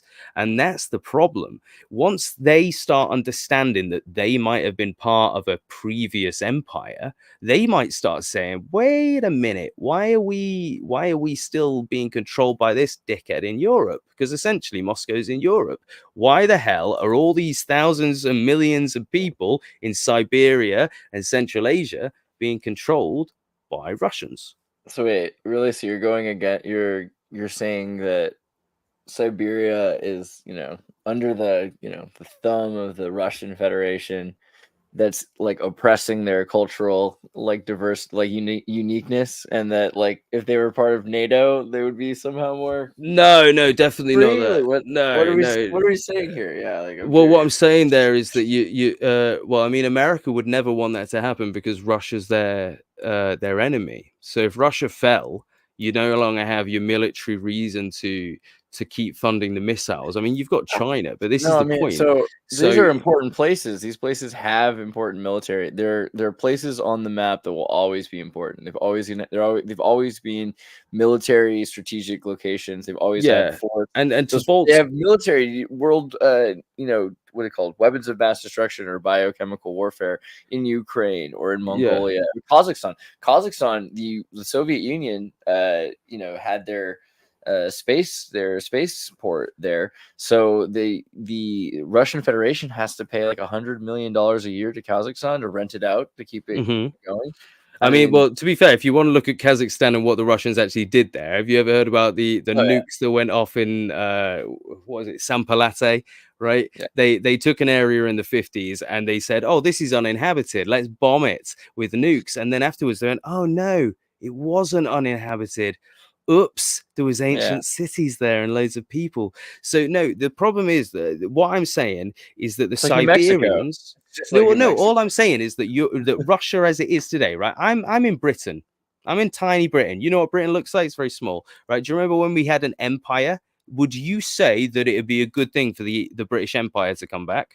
Do you think it would be a good thing for us to take control of India again and all that? Because I'm saying that Russia at the moment is an empire and that we all see it as one giant country, but it's not. That's not who the Rus are. The Rus people, you know, remember when Putin was doing his interview with Tucker and he was saying, you know, this is where the Rus people come from. And this, you know, if he actually wants to agree to what he was saying, then the Rus people are essentially Finlanders. You know, they're coming from the northwest. There's a bunch Okay. of different people. Like you kind of pointed it out. Like Russia has many different ethnic groups that occur, and I think also you have to understand like ethnic groups arise. Like so you have religions, and then people will only breed with their own little religions. You have Orthodox Russians that begin. This is how you end up with diversity, if there is any, you know, in their genetics. But otherwise, like they come from rather similar stock. Like there are Yeah, but the point four I'm making about this though is that these people have Russian histories at the moment, so like they're part of Russia. So the Tartarian narrative Russian would. Federation. It's a federation. You know, it's kind of like the United States is a federation, right? We're a federal United States. They're the Russian Federation. Yeah, but you It's really consider not that yourselves different. American. You don't sit there and go, "No, I'm you know racially distinct from this or that." I And do. I'm a well, horrible person. I'm like a well, okay. Californian. You know, like Well, it's hard. okay, here you go then, right? If California had an ancient kingdom of California, let's say you We found do. out right now, yeah, well, let's say you found out right now that there had actually been an ancient kingdom of California, your people were native, and the whole story was bollocks. They actually came in and invaded and took over and wiped out your people and changed the story. That's what's happened in Siberia, okay? In Yakuts, 90% of the population in Yakuts in the 1700s just mysteriously died of smallpox. Oops. Yeah. All the cities were wiped out. The people were, you know, were moved. But And Russia talks about this more. The Russian Federation, like their schooling is more about that, and they talk about Tartaria. They show the Tartarian maps. They recognize that the Rus are not the original owners of Russia, and that Moscow wasn't the capital. It's one of the reasons why they're so interested in Ukraine because but they at the same time, they recognize, you also know, promote Fomenko because he's working for Moscow yeah, State University, and he's even though he's supposed to be fringe theorist, he's actually promoted in Russia as yeah. being well. Well, Actually, I this think is the truth. that's 2 more points for Russia in my book, Well, I mean, honestly. Fomenko has some good points, but what he does I is mean, and your opposition is we have Neil deGrasse Tyson. my opposition. I mean, the Americans, the West, the West No, in my general. my opposition would be that Fomenko changes Russian invasions and rewrites it as no. We didn't genocide those people. We Well, were always we were always in charge, which is fair Fomenko enough. worked But I for mean, the Soviet Union first, and so in order to not be put in a gulag, you frame and position, you know, your argument about who is the good guy, but like more importantly is like when things are happening. So yeah, if you're reading it like for context, you can get more in out of the numbers than you're getting out of him saying, but "Oh, wasn't Russians are Morozov the what? good guy." It's Yeah, like but Josephus wasn't writing about Jesus. Morozov was but wasn't Morozov one of like Fomenko's main motivations, and he was one of the main points he came off. And Morozov was heavily involved in the revolution and the Marxist rise of Oh Sovietism. yeah, Even though no, he got in trouble at first, they released him and they were like, "Actually, no, we agree with what you're saying." And I'm not kidding. I've not seen he was much part about of the Morozov. Decemberists. Yeah. I've not seen much about Morozov, but what I've seen about him is easily disprovable. In my opinion, I came across his work with the Great Wall of Tartaria video that I did, and the stuff that he put, in my genuine opinion, was lies. Like when if you don't I know don't what you're recall which part he says about the Great Wall of China. You want to remind me? I'll no, pull up your video. well, essentially what he does is he says the idea that a wall was built that took 2,000 years to build and it was this big and etc. It's impossible. But he doesn't tell you that the actual wall that we see today was built in the 1400s and that it's not as long as we fucking as he says. Sorry to swear. No, you don't like that. You know, it's one of those situations where he leaves out information in a way that when I was doing the research, I approached it really, you know, level-headed and just approaching it as research. But I just thought this guy's lying. He's not telling you the full story. He knows full well that the walls that were built, I show this map. This map shows all the different sections of wall that were built by different groups at different times, and he tries to lie by saying they're all one big wall. And it's like it's not the case. They were built by different groups. I mean, the orange ones and the light purple ones were built by Mongols and Kinats and stuff like that, you know, Kitans, sorry, you know. Well, I mean, again, that's so at different times. Like, so when are these different maps drawn, or when's the orange versus the yellow maps made? So well, if they're simultaneously, then it just shows that like ethnicity isn't like the unifying factor. Well, I mean, the best thing about this map, you might want to get it up yourself. If you just put in Great Wall of China construction map, it will come up on Wiki because you'll get a better view of it, and you'll be able to see all the dates at the bottom. Hold on, let's see here. Great Wall of China construction map. Is this Yeah, it? yeah, but try and find the wiki page for it, so it gives you the actual high quality one that you can zoom in. Great Wall of China. Do we go there? Is it Yeah, there it is below. Yeah, there is. Yeah, click that. You can see. So if you scroll to the bottom, you can see all the different sections. So the first one that's considered the big one is by the Qin dynasty. So that's the second century BC. This is the one that Morozov quotes as saying like they started building it in 200 BC and it wasn't ready until 1600 whatever. And it's just nonsense, because if you actually look at the construction of the wall, you've got all these different groups like the Wei, the Zhao, the Qin, the Yan, making all these different yellow sections, right? So because they're warring at this point, they've got different small sections, and then you get the Qin dynasty coming and they go, oh yeah, okay, we'd love to have a giant one, and they fix all the older sections. That lasts for however many 100 years, with the Han dynasty coming in and stuff, and they do a load of work on it, and then it doesn't get touched at all. And if you scroll up, if you see these ones, all right, so the one on the right, these are built by the Jin dynasty, so these are technically built by the Mongols. These, well, Jurchens, but they're Mongols, but Jurchens anyway, and the Kitans as well. So you've got Kitans and Jurchens building walls. These aren't Chinese. These are Mongols, or Tartarian, if you want to say. The one that we see today is the dark purple line. That's called the Ming Dynasty wall. It started construction at some point after the Ming Dynasty took control back from the Wan Dynasty, so about 1366 to about 1644-ish, somewhere around there. And then interestingly as well, it was never called the Great Wall. That was a Qing Dynasty thing. They just, when they came in, they were like, oh, pretty great wall you got there. Yeah, right. It's an alright wall. I like the alright wall. I mean, it wasn't necessarily it's meant a decent wall. Cool. Yeah, it's a very good wall. But I mean, the point is that it's not a continuous construction or anything, you know? No, that's true. And looking at the 14th century Ming wall, so you're saying that for the most part, the wall that the important tourist centers are on this wall. Dark purple. Yeah, the darkest purple is the new one, and the tourist centers are there. What about all these old? You can still check out? Can you walk on? Or they probably reconstruct and take care of. Well, yeah. If you go and see these, some of them are cool, but they were mostly constructed of like a mixture of turf and rocks. So it wasn't a wall in the same way. It was more like just a barrier, you know.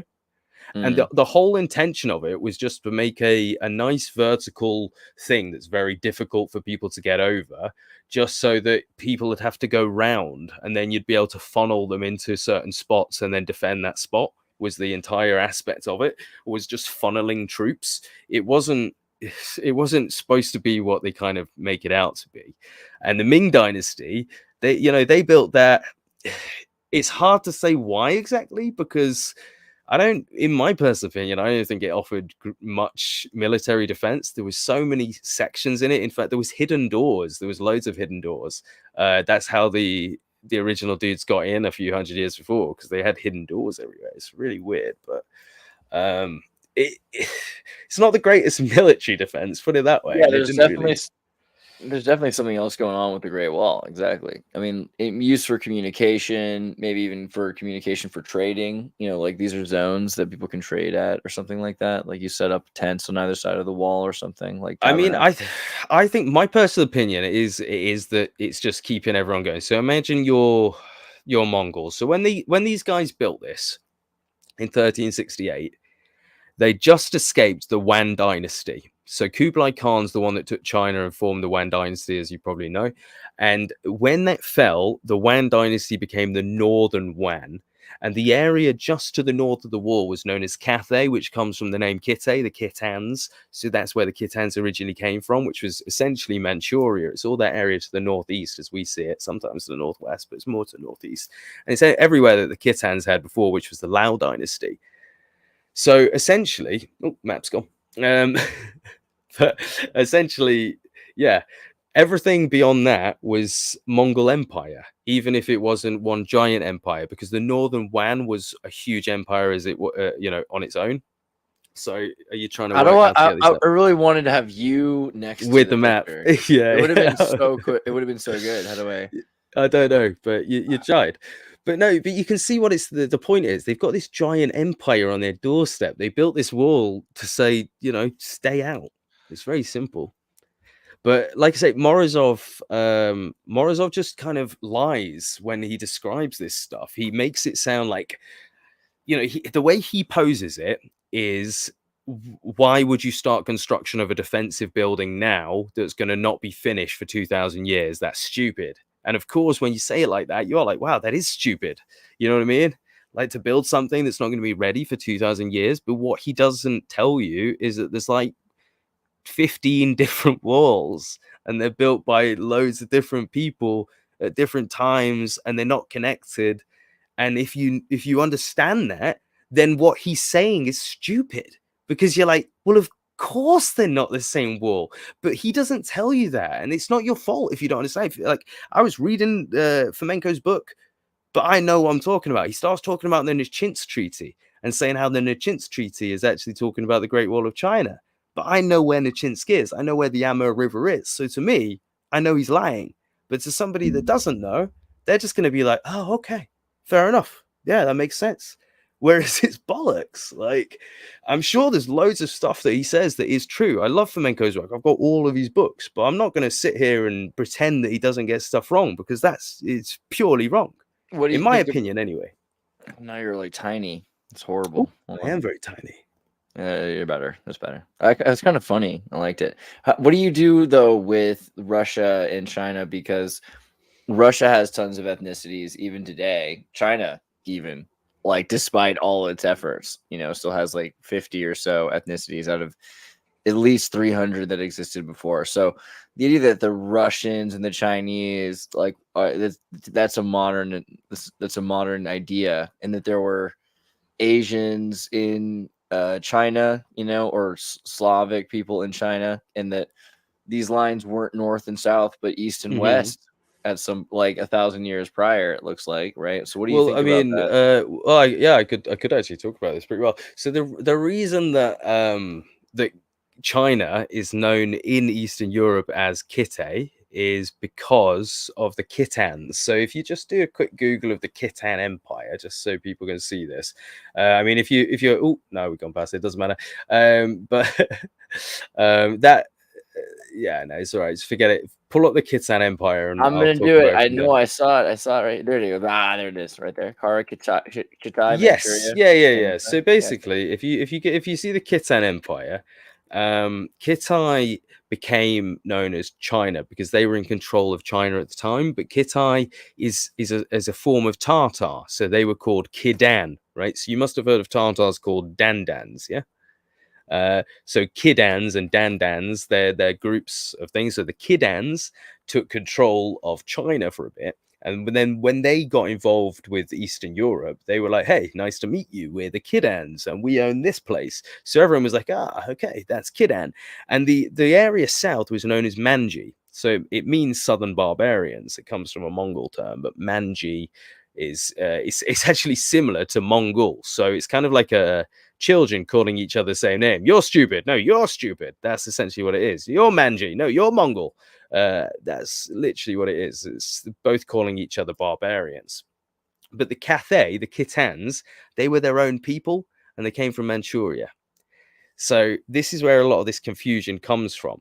So if we look at Kara Kitay, that was the Western Lao. They moved over into Asia in about the 1000 AD, and it would have been moving earlier because remember the Huns, the Turks, everything, they've all been moving. So in that essence, Yeah, of course they will have been mixing, because you've got the Khitans that had this gigantic Pretty empire. Persian looking map to me, man. Pretty Persian. Have a look at the first Turkic Khaganate. Look at that map First Turkic Khaganate. Let's see here. with a KH. There you go. Yeah, first Turkic. So this explains everything. This explains everything. This is the map. This is their sigil. That's a crazy. Yeah, sigil. this is a great map. Yeah, no, that's the map there. Go back onto the thing so people can see. Oh it. man, I'm gonna just do like a quick whoa, look at all flash before my eyes. Okay. Okay. Now we know everything. This one. This one. Okay. Yeah, so that's the first Turkic Khaganate, and that's in about 700 AD. So that is one empire in 700 AD. And we find walls even up here. Can I zoom in? Wow, it got really small. Right here we find walls actually here. And well, here. In fact, yeah. So do you want a nice one? There's an area there called Prekops, which is named after a place called Prekop, which was supposed to be the fortress. So where Crimea, there it is. No, Prekops with a P. Sorry, yeah, Prekops. Type Crimea. See if that comes up. Wow, no, nothing. Okay, try with a K instead of a C. Oh, and not cops, crops. No, that's Coke. We've messed it up. Peck. Prekop. Prekop with a K. Sorry, no, not crop. There you go. That's it. Pericop. That's what it is. All right. We tried our best.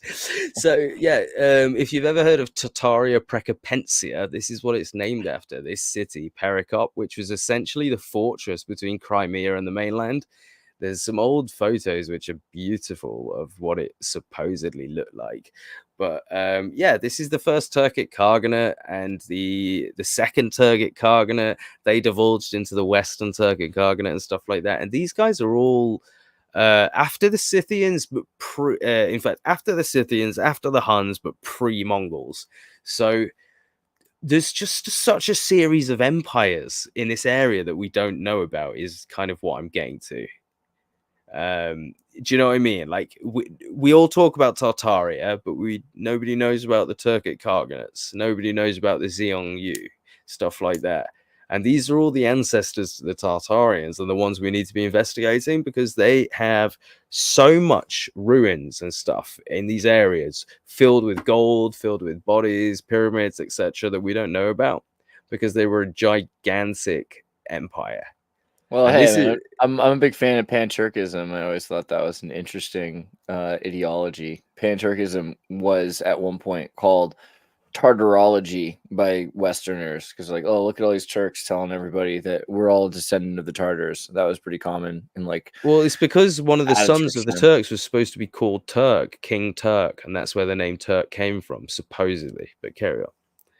Well, there you go. I mean, so what do you think, though? I mean, because a lot of, like you said, there's a lot of research that we could be looking into.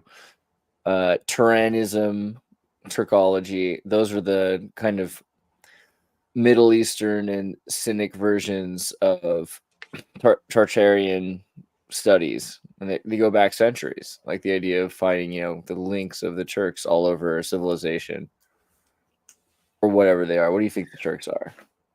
Well, I mean, the Turks themselves are just steppe people. They derive from the same groups, like the Altaic steppe. And this is essentially, I mean, it's what all the old authors used to write about. They used to just write about how the steppe people seem to have an inexhaustible source of men just to constantly send waves. You know what I mean? You go to sleep, you wake up, the Goths are there, you fight them, you wake up the next day, the Visigoths are there, then suddenly the Alans are there, and then, and they just come in waves and waves. The Tartars, the Mongols. Adzi just considers Alans, Goths, Saxons, yep, Saxons Angles, as well. So there you go. Angles and Saxons are also Tartarians. So Anglo-Saxons, England is named after Angeland. That's Tartarians. The Franks, they're also from the same group. The Franks, the French, they're not French. They're actually from Turkey. They came over about the same time as the Visigoths, around 400 AD, just a bit before 350 AD. And they got the Kingdom of France, Kingdom of Franks from one of the emperors at the time that was fighting against Magnus Maximus. So yeah, there's loads of it. And the Vandals. Yeah, the Vandals were over. I mean, one of the most interesting things is before the fall of Rome, the two people that were in control of Rome, Arcadius and his name's escaping me. One of them was Arcadius, the other one's name's escaping me, but they were both under the control of Vandal and Gothic generals. So even though Rome was Roman, the kings or emperors were actually being controlled by Goths, which would be Scythians. So it's actually quite curious that Honorius, is it Honorius and Arcadius, that's the names. Both of those dudes, one was in charge of the East Empire, one was in charge of the West Empire, but both of them had a Visigothic and a Vandal general who were telling them what to actually do. So even though the Roman Empire seemed to be real, it was actually being controlled by the Goths way before the Goths even came in. Dude, Honorius's nose is super flat. I don't know if dude did too much coke. I thought it was like one picture, but like the more I look at it, the more I'm like, they're trying to say something about this guy, except for the coin. The coin, they're like, I don't want to get killed. I'm not going to do it. Like, they got his good side. Yeah, but from anyone else's perspective, like it's just flat, bro. I don't know. Yeah. So yeah, I mean that's interesting to me because this idea of Turan, right? Turanianism. The Allen people, like the pastoral Allen people, ended up. I was just looking at that a second ago, and the Allens were. Yeah, the Allens are considered Iranian steppe people at the moment. Right. So yeah, but they lived in. They had an empire in Spain, right? So that's pretty crazy. Like they ended up having the Spain connections. Yeah. Well, this is the reason for the Spain connection is a few things. There was a few migrations. So the Vandal migration, the initial one, was about 300 AD. Huge group of them moved into France, and the Roman Empire started fighting them, and they couldn't do a good job of it. The British had their own Roman Empire at this point because the Romans had moved over and kind of formed their own group in Britain, and they had their own royal family and stuff like that. So they came over into France, they fought these Goths, and they sent them to Spain. They said, get lost, you gotta get gone. So these Vandals, they went into Spain and they actually jumped over the Pillars of Hercules, down in the south, and they jumped into Africa, and then they moved east across Africa and they took over Carthagena. So they became that empire, and they actually became the Vandal Carthaginian pirates that ruled for hundreds of years until they were defeated by the Romans. And then they fled to Ireland. So it's like a game of musical chairs, is the best way to describe it. You're muted. Sorry, I was just looking at Spain as you were talking. It's crazy because even today, Spain's basically 50 states. You know, like they've got a bunch of different languages they speak. The Suevi there are the Suaves. Right. They're completely different people than, you know. Yeah, the Suaves again of they're Eastern European / Central Asian invaders. So you've got the Suaves, the Vandals, the Alans, the Goths, the Visigoths, the Franks, the Saxons, the Angles. There's so many that come from Scythians. It's absolutely ridiculous. And even to today, by the way, they'll tell you that the Germanic people are not Scythian, but they are. they fully are, but they'll go, no, we're Germanic, we're not Scythian. And they wish. We gotta get over it. What do you think about Turan, right? So this idea of like the pre-Tartarian Turanian Empire. So it's kind of a pan-national thing. Are you familiar? Well, I mean, so Turan is in. Can we zoom in on it there for a sec? So that section would be known as Little Baccaria a few years later. So, and it actually became known as quite a holy area. So you can see Kokand, in fact, Kokand down there. That's a section of independent Tartary. So all these areas become known as independent Tartary, and they were also. This is where the Iron Gates of Alexander were. So there were actually two, but this is where one of them were. There's a place called Derbent. Now, apparently, Alexander the Great got into fights with Scythian steppe people out here, and he couldn't get any further. So he built some iron gates between the mountains here, so that they couldn't come any further. And that's where this was built. And Great Baccaria, interestingly, was where supposedly the holy books were kept.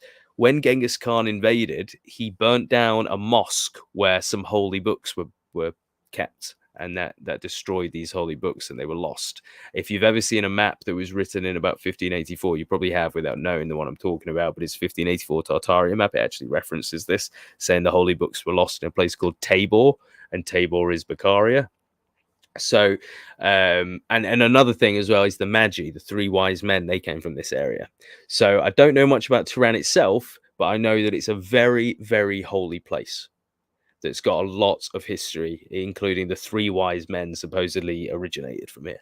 How do I spell great? Bukharia? Bukharia? Bukhar.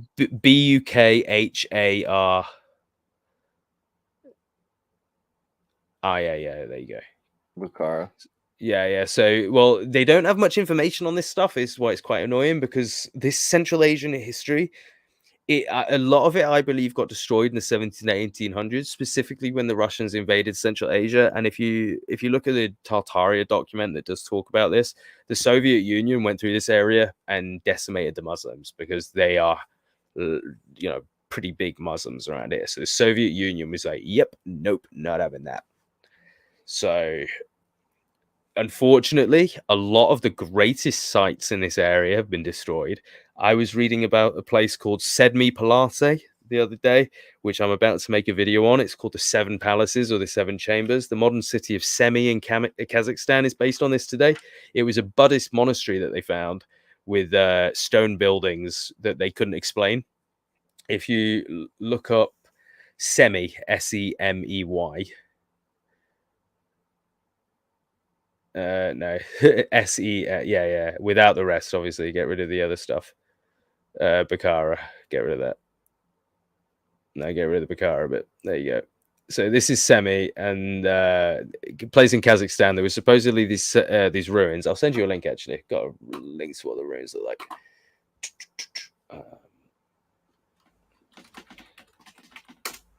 Type in this, Semi Palat, as in one word, SEMI PALAT. Yeah, there you go. And then type in like ruins afterwards, separate word, obviously. Maybe that'll come up. Yeah, these are the wrong ruins. Yeah. I'll send you a link, actually. It'll be quicker. 2 secs. Got it up.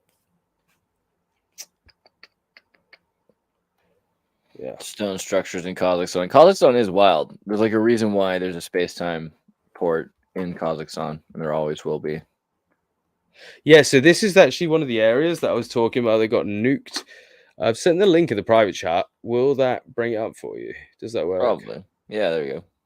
Yeah, so this is the ruins, artist interpretation. So this is in an area where there was just like no stone buildings whatsoever. They just found these ruins, but although these are kind of, a poor description, it was supposed to be one giant building with 7 apartments or 7 chambers, and they called it the Seven Palaces. It was a Buddhist monastery. They found loads of ancient texts in there written in different languages, and some of them were sent back to the Moscow Museum, and some of them were sent back to the British Museum. And apparently everyone was amazed by these things. They were like, wow, this is so cool. We found all this stuff. And this place became the site of a Russian fort. They built a Russian fort there, and then they moved it 10 years later after some flooding, and they moved it down the river, and this place just disappeared off the maps altogether. But I think it's a really interesting story there. There's definitely something, because these people predated whoever lived on the Irtysh River. They were like, we don't know who did it. So these are genuine old stone ruins by some people that we don't know who did it. And you were saying you thought they were Buddhists? Well, that's what they said in the books. They called them Buddhist temples. Yeah, they said that they were Buddhist, but they said that the writing inside was like a Mongolian, maybe a Manchu, definitely some Tungusic, but it was all text that they would send back to translate. They didn't understand it. And they some of them were sent back with Peter the Great to Russia, and some were sent to Britain. Wow. Oh, Yeah, it's interesting. there is You some think amazing stuff. I've been thinking about the Manichaeans, because like the Manichaeans are often, they're kind of a Buddhist Christianity. So there was a lot of Manichaeans for a period of time in certain places, especially further away from the Roman Empire and the Christians. So I could see it being also that they're Manichaeans, but wouldn't know for sure unless we had something from them at some But I point. think the thing that people don't realize is like the Scythians have more history than we're told, and this is one of the problems, because I was reading books from the 16, 1700s that said that it was regular, very regular, for people to turn up into Bolsk, so that's Siberia. They'd get together in groups and they go, right, we're going to go dig up some mounds and find some gold. And it was a regular occurrence. So when you think about the gold rush in California, this was kind of a similar thing, but with treasure hunters in Siberia. They'd get together into Bolsk and they'd say, right, we're going to go and we're going to dig up some mounds and we're going to bring out some gold. And that's what they'd do. They'd just go, they'd dig up these places, bring up all this gold. And nowadays, Siberia has none of these ruins. And it's probably because they've dug them all up already. If you look up Scythian gold, the quality of the Scythian gold that they've created, it doesn't match 3,000-4,000 years ago when you consider the quality that they were bringing out. We still find that today. These guys were, proper experts in metallurgy. You're muted again, brother.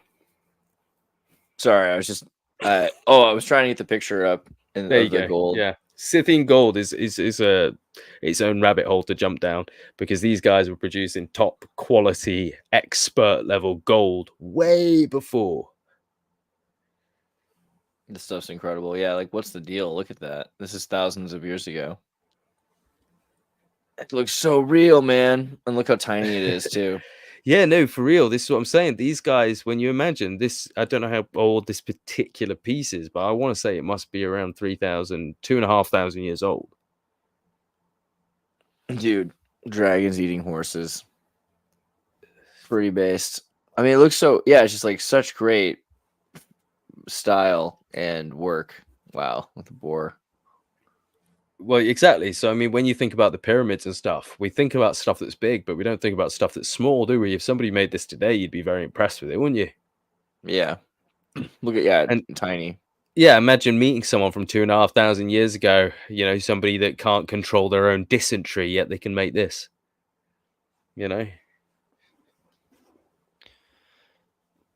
Man, yeah, why are they making such amazing, tiny, ornate things? Like, Yeah, that's exactly, right? crazy. Imagine if you were a society that's struggling. That's a hair comb, isn't it? That is definitely Yeah. what that is, right? Imagine you're struggling as a society and your king comes in like, I want another gold comb. You'd just be like, we're killing him. I swear, this is the last time.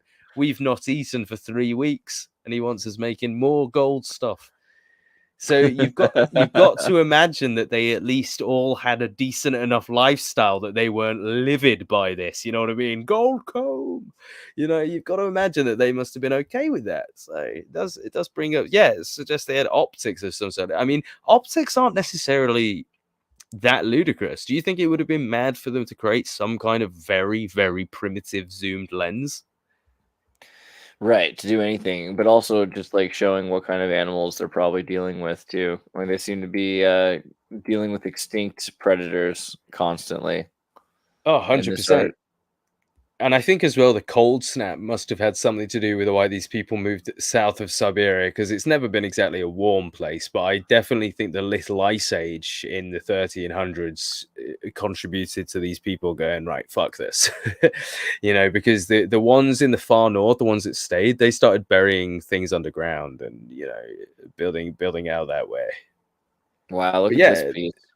it's incredible, isn't it? Trust, right? You'll be able to do a whole video on Scythian gold, because it's that intricate, and it's just very interesting. Thank you very much, Mythoclass, for your gift of one Andreas Xirtus membership to one lucky member out there. Yeah, someone's watching some of the secret stuff. There's definitely some members only that are probably better off not in the public's eye. So you can go and watch that. Whoever saw that just now, that's pretty good. Well, I mean, this is pretty great. I mean, is there anything you want to make sure we're covered about 2 hours deep? Is there anything else you want to make sure that we cover? No, I think that's it. I mean, did you want to mention your UFOs at all or anything? UFOs, UF schmoes, bro. I mean, you know what I found everyone's commenting on my video at the moment is Project Bluebeam. I didn't realize that was such a buzzword in the community. Bluebeam.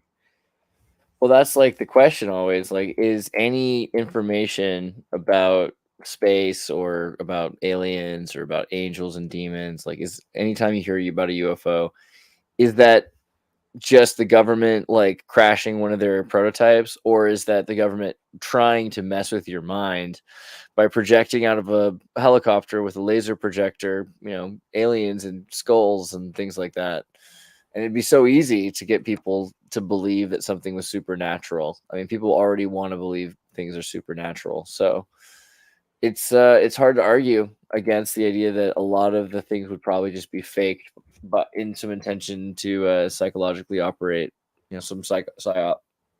I think as well, though, it depends on what you believe. Because interestingly, I found this one curious: the amounts of people in the Tartaria old world narrative who believed it was past technology, past stuff that was better than we've got now, are the same people that don't believe in UFOs. And I found that odd. You know what I mean?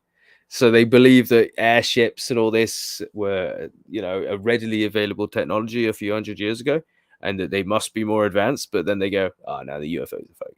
And it's like, Yeah, I find the weird one is like with aliens and demons, especially now, because people will say they don't believe in aliens, but then they're willing to believe that they're demons and fallen angels and AI,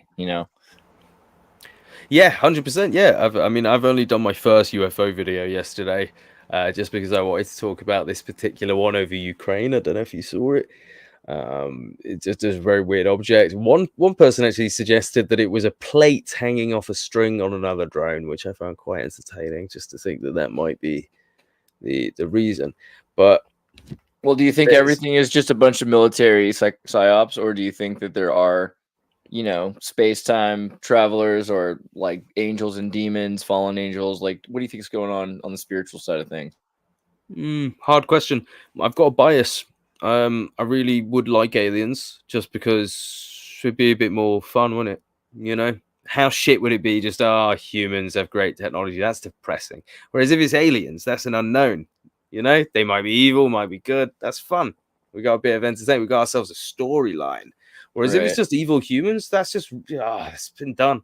We've done evil humans a million times. Yeah, that's what I like about AI. AI is a new player. You need new But players is it in the though? game. Because AI to us is always human, isn't it? When an AI comes in, it's like, I'm sorry, I can't do that, Dave. Not to me. I feel like, crabification. We're probably gonna AI is gonna want to be a crab really soon. Trans crab. That's the next step for AI. Because AI is gonna start talking, or it started talking to whales. I was talking about that a few years ago. I was like, dude, pretty soon AI is gonna talk to whales. Now it's doing it. It's talking to whales. It's talking to insects. It's been talking to swine.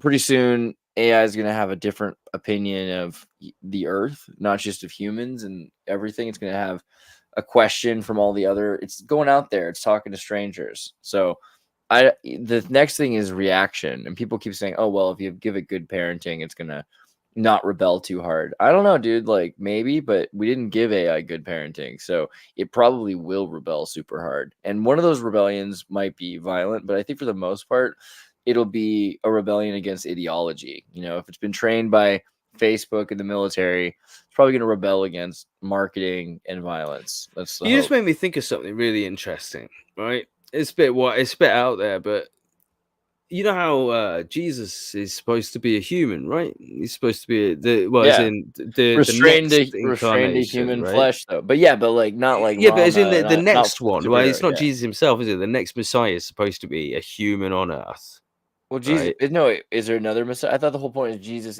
he returns. Well, Who's Messiah? Whose version are we it on? gets into some weird territory, because the Is original this Jewish Marvel belief. or is this DC? Yeah, keep going. Original, there was two, right? Well, no, not original. Original, there was one, but then the Judaism were like, okay, these Christians really like this Jesus fellow, so I reckon we just changed the canon a bit so that there's now two, because originally it was Messiah ben David, and they were like, okay, let's add in a Messiah ben Yosef, so there's now two, and they tag team at the end. They actually tag team. Messiah ben David comes in and actually revives Messiah ben Joseph. So he comes in at the final minute, gives a and Jesus gets up like, yes, mate, bang, and they fight, right? They defeat the devil together. But there is this, even in the Bible, it does say that the second incarnation of Christ, while saying it's Jesus, it doesn't actually say it's Jesus, but it says it'll be a human. be a human on Earth will be the Messiah, right? So it's up to other people what they Well, interpret from that. it's obviously Menachem Mendel Schneerson, right? Like You're on it, but no, you got me with the how we Right. treat it, right? What if the Messiah is here right now and we're mistreating him? What if he's in like a children's home getting beat up right now? Well, he's probably and we're underground fucked. in the Jewish tunnels because it's Well, probably yeah, exactly. Imagine, he came to Earth to save us, and he was like, "Yeah, I spent my first 10 years in the Jewish tunnels." You'd be like, "Oh shit, Jesus is gonna kill us." we should have known the Lubavitch movement had the next Messiah. I mean, they've been telling He's the us. dude that died in '94, isn't he? Yeah, but you know what? He didn't die. He's with Elvis, so there's that going for him. There was also a dude called Harold Camping. I was talking about this I with like the idea Julia. that Yeshua was like restrained to flesh, because you see a lot of the other deities and they're just like awesome but crazy. Like Krishna can just pull you into his eyeball and put you in a universe. He just laughs at his mother. And he likes to eat butter all the time. And I like to eat butter all the time, like I get Krishna, but he's not human, like Jesus is interesting because when you're restrained to flesh and you have emotions, you can imagine Jesus having like hormones in his teenage years. Like you can't do this. You can't really control your imagination about Rama or Krishna. Like they have Rama's dutiful, so that's pretty easy. Like he follows the rules. Krishna is wild and crazy and can do whatever he wants, which is awesome. But it's just, Yeshua, Jesus is an interesting character for that reason. And it isn't that you're supposed to just like be a Satanist and kill people and then get a fast pass by using the sacrifice of the shepherd, like a blood sacrifice. Like you're supposed to try to be a co-heir of Christ. You're supposed to try to be like Christ. So the idea is like, yeah, everyone should be messianic. There's messianic age, like that's an easier thing to talk about than Christ consciousness. Well, there you go. You've actually brought up a great topic, millennial reign. Where do you stand on that? I think, yeah, I think that we can well, I hate the word democrat. No, but as in the people that think that the millennial reign has already happened. We could democratically like reach a millennial reign, like the one that they're talking about, like the last 1,000 years, is. You don't believe in that? Well, I don't believe it's the last 1,000 years has been 1,000 years of peace. I would say like it's 1,000 years of discord, probably more than anything else. So that plays into the Armageddon belief that the Armageddon happened 1,000 years ago, and that we're living in the wake of the Armageddon. But I still think the idea that we're talking about, again, like rooms being arranged in time and moments that are non-linear. So whenever the room is clean again, whenever the gargoyles are placed on top of the building, like that's the only way to reach, and it's heaven on earth is Zion. So you have to establish Zion. So you have to basically create a bridge between heaven and earth by making earth as free of suffering as possible, and try to engage as much free agency as possible. Give people the opportunity for as much free agency as possible. I mean, the more that a person's capable of doing, and maybe like guided towards like a betterment, like then you have again that messianic age where everyone is capable of performing what normally we looked at as miracles, right? Like things in the past, we look at the future and we say, okay, if someone 100 years ago were to look at me talking to you right now, they would say this is a miracle because it's impossible, or 200 years ago or something, it's impossible that we're doing this, right? It's a miracle. But we might also look back and say, okay, like the ability for someone in the past to make their own clothing or take care of their young, or I don't know exactly what, but there sure are things that we don't look at that were miraculous, right? So things that are beyond our explanation, and we might say, okay, we can figure out the craft of how to do that and replicate it. But that's kind of the idea of the messianic age, is like we're replicating the technology, and the technology might be teaching people to read, like keeping people from suffering, like eat, giving people food. Like these are great things. But on a larger level, like you look at karma and you look at like causation, and certain things cause certain things. So the reaction from trauma is more trauma. Like if someone is hurt people. Yeah, I mean, it seems like that's a truth. I mean, it's not the only way things happen, because hurt people can learn to break that that mold. And what is that? That's like what Jesus is talking about. It's jubilee, forgiveness of debts. 100%. That's what the I mean, it's not necessarily attributed to Jesus himself, but Isaiah 5:3, the song of the suffering servant, and is talking about this suffering, a man that's acquainted with misery and and suffering, and this kind of person that's so intimately aware of it that they've experienced it beyond anything else. And I actually think that might be where the whole idea of Jesus dying for our sins comes from. Maybe that motivation of that kind of the all suffering servant, somebody that's witnessed it all, because that's what we want, isn't it? I mean, realistically, I know you don't get asked this question much, but if you could choose who your God was, what would you choose? Would you it's a weird question, is it? You don't really get to think, because the God that we kind of see in the Old Testament, he's very angry, he's very ready, and you know what, you've got to bring your face back, so it feels like we're in a one-to-one. I like it. There we go. I like because you're square, because you sit to the side of it. It's sorry. You know what, I'll move. No, there, it's good. It's like Kubrick, actually. Like, you don't have to be Wes Anderson, but for this, I like this. It's like one-on-one. Yeah. No, but when you're talking about Old Testament, you've kind of got this anger. God is very punishment filled, right? And I feel like that's what hell, as we view it today, even is. It's this kind of notion, and it's a human notion, right? We get angry by the idea that somebody that committed bad things gets away with it, which is right. That's normal. That's part of our moral system. But it extends beyond that, right? Because the idea that Hitler, he might be in heaven somewhere. Oh, no, right? Has to be in hell. But at the same time, we're supposed to be forgiving people. We all agree that prison is about rehabilitation, not punishment. I mean, it is punishment, but it's got an alternative purpose. It's not just about revenge. It's about actually teaching somebody something and actually having an end goal and hoping that one day this person, no matter how bad they might be, could be rehabilitated and come into society as a normal functioning member. And that's why, of course, Luke 1:53 is talking about the sheep, the lost sheep. If you have 100 sheep and one goes missing, do you not go off looking for it? And when you find it, do you not bring it back on your shoulders and cheer with your family? I have found my lost sheep. And that's exactly how God views the sinner. There's 99 people that never sinned, and that's fine. But when one strays, he goes after it and he brings it back, saying, yes, look at me, I've brought back the sinner, right? That's a great story until someone says, so what about Hitler? Wait, what? What about Hitler? Does he get to come back? And actually, unfortunately, Hitler does get to come back. A lot of people misunderstand like what heaven is too. Like this idea that like you just like a retirement party where you're just having like massages and like cucumbers on your eyes. I don't think that's like the vibe. It's more like I like the Egyptian idea where when they bury you, they give you tools. Like Slavs do that too. They bury you with tools because like when you get there, you're gonna you're gonna probably have to get, and here's some grain to eat before your food grows, because who knows how long a season is. And can you imagine you turn up at the gates of St. Peter and he just opens it and goes, hands you a shovel. He just hands you some oil. He's like, you sort out the hinges. It's been creaking a bit, But no, but it is a similar thing. I mean, have you ever seen the TV show called The Good Place? Yeah. For sure. Yeah, so I feel like they brought up an excellent thing. Again, this is something I talked about. So this weirdly feels like I've already prepared for this interview without knowing that we were going to do it, right?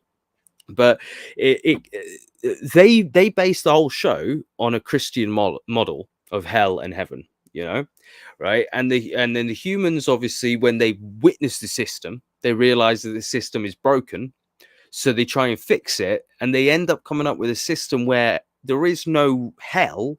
Everyone goes to hell until they pass the test and they get to go to heaven, which is Buddhism. It's the Naraka. Yeah. Well, this is the joke. Yeah. It turns into Buddhism because they realize in heaven that people have become potatoes, because after 10,000 years of me doing everything I want and having access to every bit of information, I don't have to use my brain. I can just go, there it is. Ask Janet for anything. If I want anything, she brings it. If I want to visit or do anything, after millions of years, I'm just a potato sat there, just like, I don't know. I'll do whatever, okay. And at that point, they realize, holy shit, heaven's broken too. Sorry, swear. You just have to beat me About out. heaven, no less. Just beat me out. You've got a Right. button for that, right? There we go. But yeah, they realize that people need an escape from heaven because heaven isn't heaven when you can't escape. And it does bring up this kind of moral quandary, because you think, like, There's probably imagine you're only like one day a week in heaven that's like that, which is Sabbath. Sabbath is probably like God probably really does go fishing on Sabbath, I guess. But like but the rest of the week is probably pretty hardcore. It's probably like building mountains, building planets. I thought you meant hardcore like Ibiza, but yeah, building Yeah, mountains. Yeah, it's the same thing. No, but I just mean, like, it does come into this kind of question Bit of of like, both. well, what do we do? Because, like, imagine we roll in heaven right now, right? And imagine that Andreas is part of my heaven. Okay, so I imagine would be that wouldn't. heaven ain't heaven. Yeah, I But get then you turn around and you say, Luke, I'm actually a bit done with heaven. I've done everything. I've done it 3 times, in fact, because you told me to do it again, and I did. So I've done everything 3 times. I am bored. I'm kind of thinking I'm going to jump in the old soul blender, and I'm there going, you can't leave heaven, because then it won't be heaven anymore. And it does start to bring up this kind I of. got this. I broke the rules with the teleporter, so now we've got to kill people things. Well, I've got to spare you, actually, Yeah, because of that exactly. teleporter. I've always So got it an all worked Andreas out. that's Yeah. ready in the But- cryo freezer. But no, but it does bring up a kind of a question, doesn't it? What happens at the end of heaven? Because what if every human gets into heaven? God turns off Earth and he's like, right, that's enough. We're all in, and then we all sit and party, and then after a while we all start saying, hey, God, I'm a little bit bored, mate. Have we got anything else we can do? And I he's can't believe you're going, making me do this. Are you really making me pull up the plan of salvation and the celestial plan? I wasn't gonna like. yes, you're gonna Church pull Jesus. it up. I wasn't gonna Mormon you. Oh, okay. Well, He's dude, gonna we're like. Mormon me. First off, I have a couple jokes. Like, so you know about the Kirkland Temple? No. Kirkland Temple is the Mormon temple. Right. Okay. Sorry, that would Hit be me funny. with it. I wanted it to be funnier. I couldn't get it there in time. But there's a Kirtland Temple. The Kirtland Temple is the Ohio temple that the Mormons had originally in Ohio, and they just freaking bought it for like $192 million today.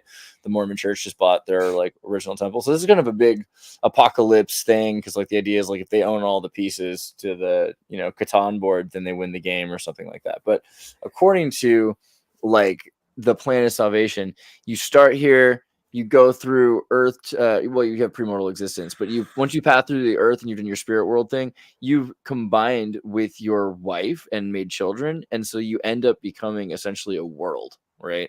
So the bigger thing is like you become a planet, but more than just you get your own planet. Like all of this souls and spirits and people and animals and everything, you're running through it, right? Because you're that close to being source again. You're like essentially ascended beyond being a person anymore. And now you're having a thought, which is a world with everything happening in that world. But it's hopefully a pure thought, because your thought is the world and everything happening in it. That is, I think, the celestial evolution of the human being.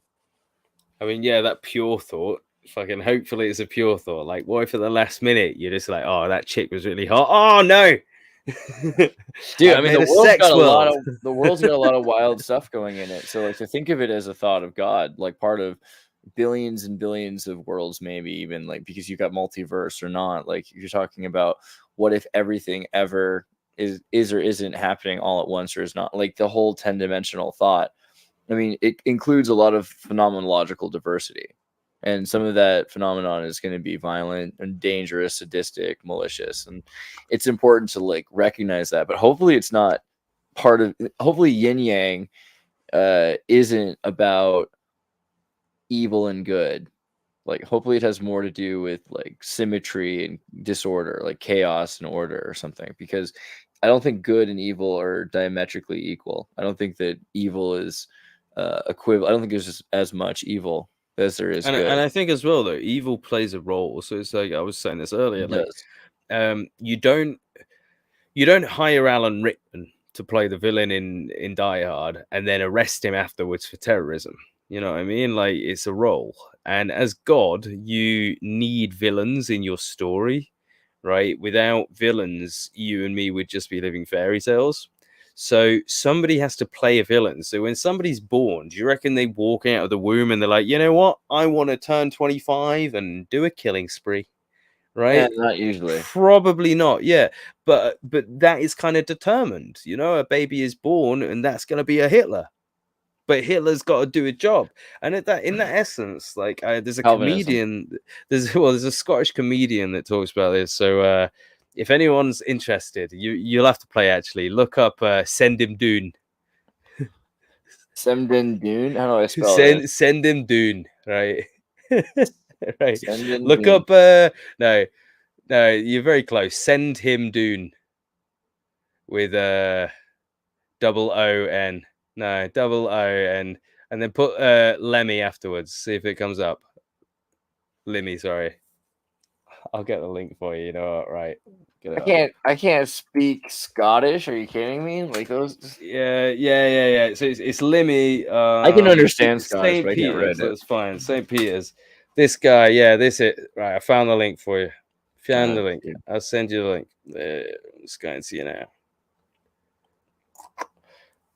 I feel like your community needs to see this because it seems like a joke. They probably won't understand half of it, but he's got a point, right?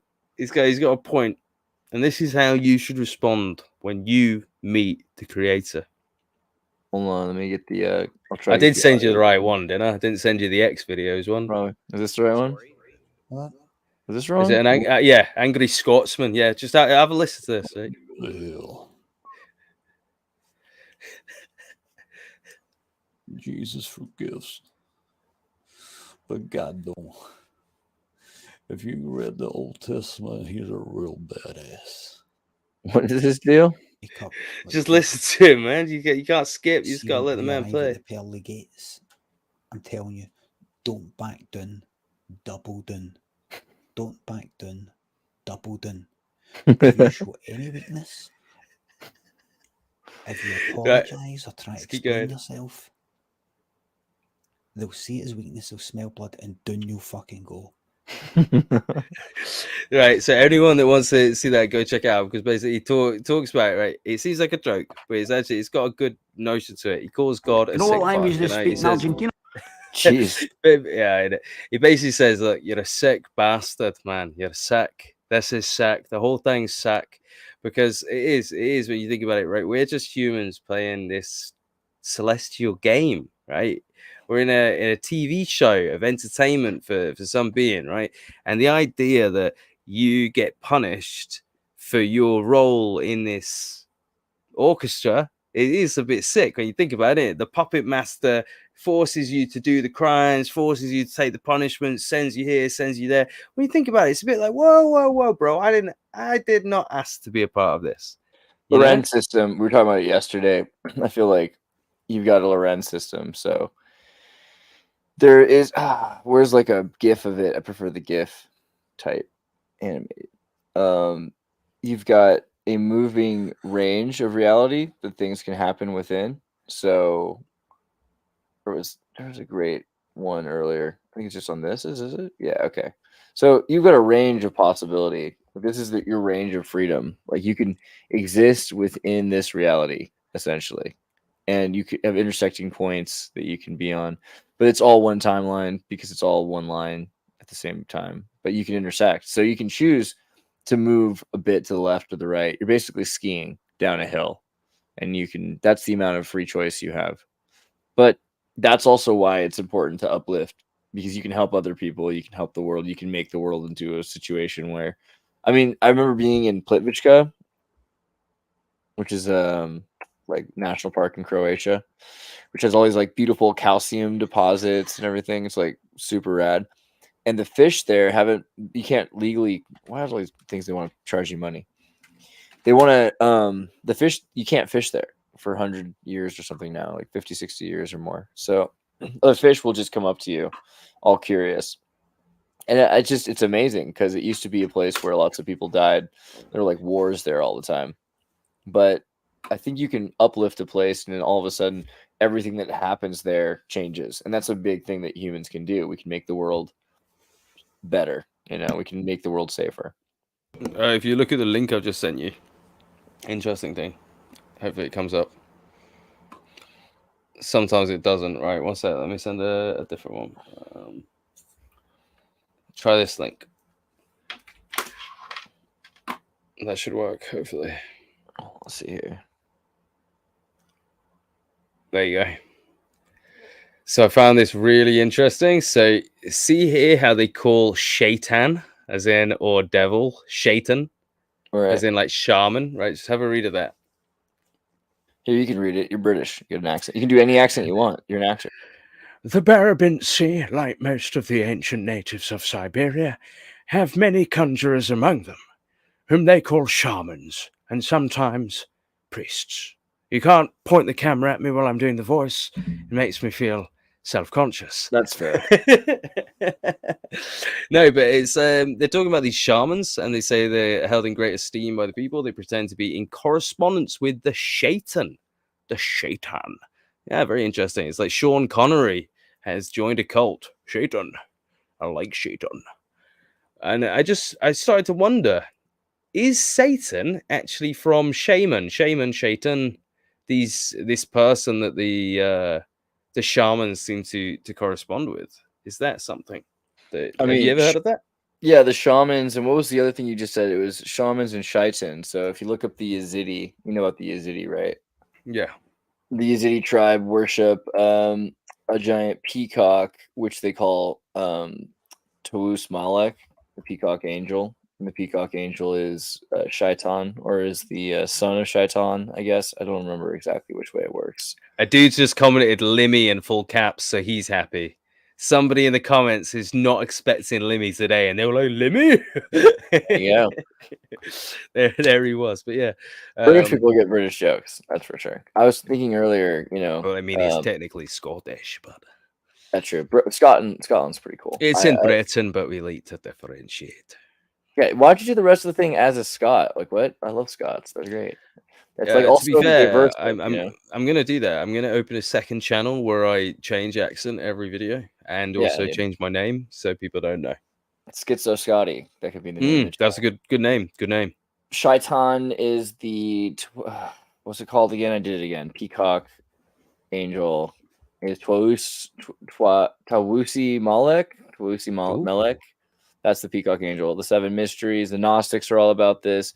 The Yazidi are the blonde Iranians, right? And so they've been ethnically cleansed repeatedly, sadly, but they've got a really cool culture, really cool hats. You know, look at those dreadlocks. Basically, they lost their blonde hair. Yeah, but the vow of the Nazarite is still a thing, like Jesus, like Yeshua. Like Yeshua kept his hair in dreads because of the vow of the Nazarite. So they're doing that as well. And they have a golden holy book. Their golden holy book is basically saying that the peacock angel, Shaitan, cried when man was created, you know, because basically they were all supposed to prostrate themselves and bow to man instead of God. And the peacock refused to do that. Shaitan refused to do that. And so he cried. And the other thing is, I think when they were making the spirits for men, he cried, and his egg became the world or something like that. Wow, that really matches the whole egg of creation theory. Yeah, cosmic egg. Yeah, it's nuts. And I mean, the Shaitan thing, that was the first mention of Shaitan I've ever seen. I've just sent you as well, by the way, another 2 links. Click the first one. So I think, is that the first? Yeah, that's the first. So this talks about this Sedmi Palate. So it says, from these, the Kalmyks on the Volga are descended. Scottish? What's even happening? I want to hear it in Scottish. After the Irtish has run for many miles through a hilly country covered with wood, it passes through a fine and fruitful plain inhabited by the Kalmyks, till it comes to a house called Sedmi Palate, or the Seven Rooms. Situated to the right in the coming down of the river, it's very surprising to find such a regular edifice in the middle of a desert. Some of the Tatars say it was built by Tamerlane, called by the Tatars Timur Aksak. Timur Aksak just got me. Yeah, so basically, this place, Sedmi Palate, is the 7 rooms, and it's the ancient place I was talking about. So click on the second link. It goes into a bit more about the stuff. It says, in Tobolsky, I met with a soldier. I like the accent. Which one? the Scottish. It makes me happy. Right then, in Tobolski, I met with a soldier in the street with a bundle of these papers in his hand, and he asked me to buy them, which, after a bit of negotiation, I did agree to. So he purchased them for a small sum, and I kept them until my arrival in England, the land of the cunts, when I distributed them among my friends, particularly that of learned antiquarian Sir Hans Sloane. So yeah, basically this dude, he found some texts in this place. This is the ones I was talking about. Burglar alarm, exactly. Burglar alarm. Burglar alarm. Very difficult to say. It's like the word purple. Purple. Purple. You got to really struggle to get that word out. But yeah, it's this place, Tobolski. They found these notes, is what I was trying to say. They took them back to Britain.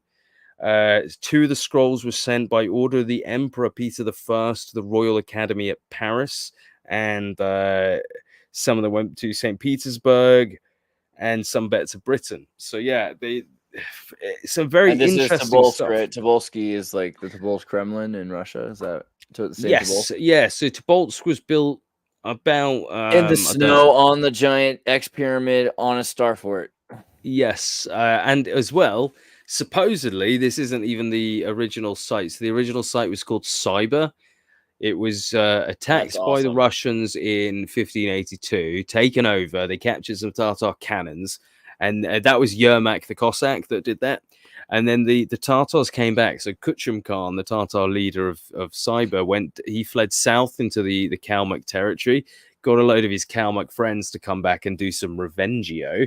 They killed all the Cossacks, including Yermak, and that brought Russia's full-fledged hatred.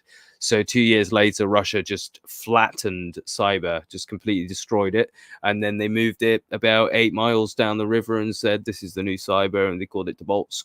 But then there is a different Cyber called Novosibirsky now, which is new Cyber, which is way further down. But yeah, there's a lot of stuff there. I mean, the invasions of Kazan, we know them very well today, but they only even survived because of something called the Kazan Chronicle, which was this book written that managed to escape the destruction of basically what was happening. Without that book, we'd have no idea what even happened to Kazan. We just have the Russian version of events, which is, probably, they welcomed us. They said, come on in. It is fine.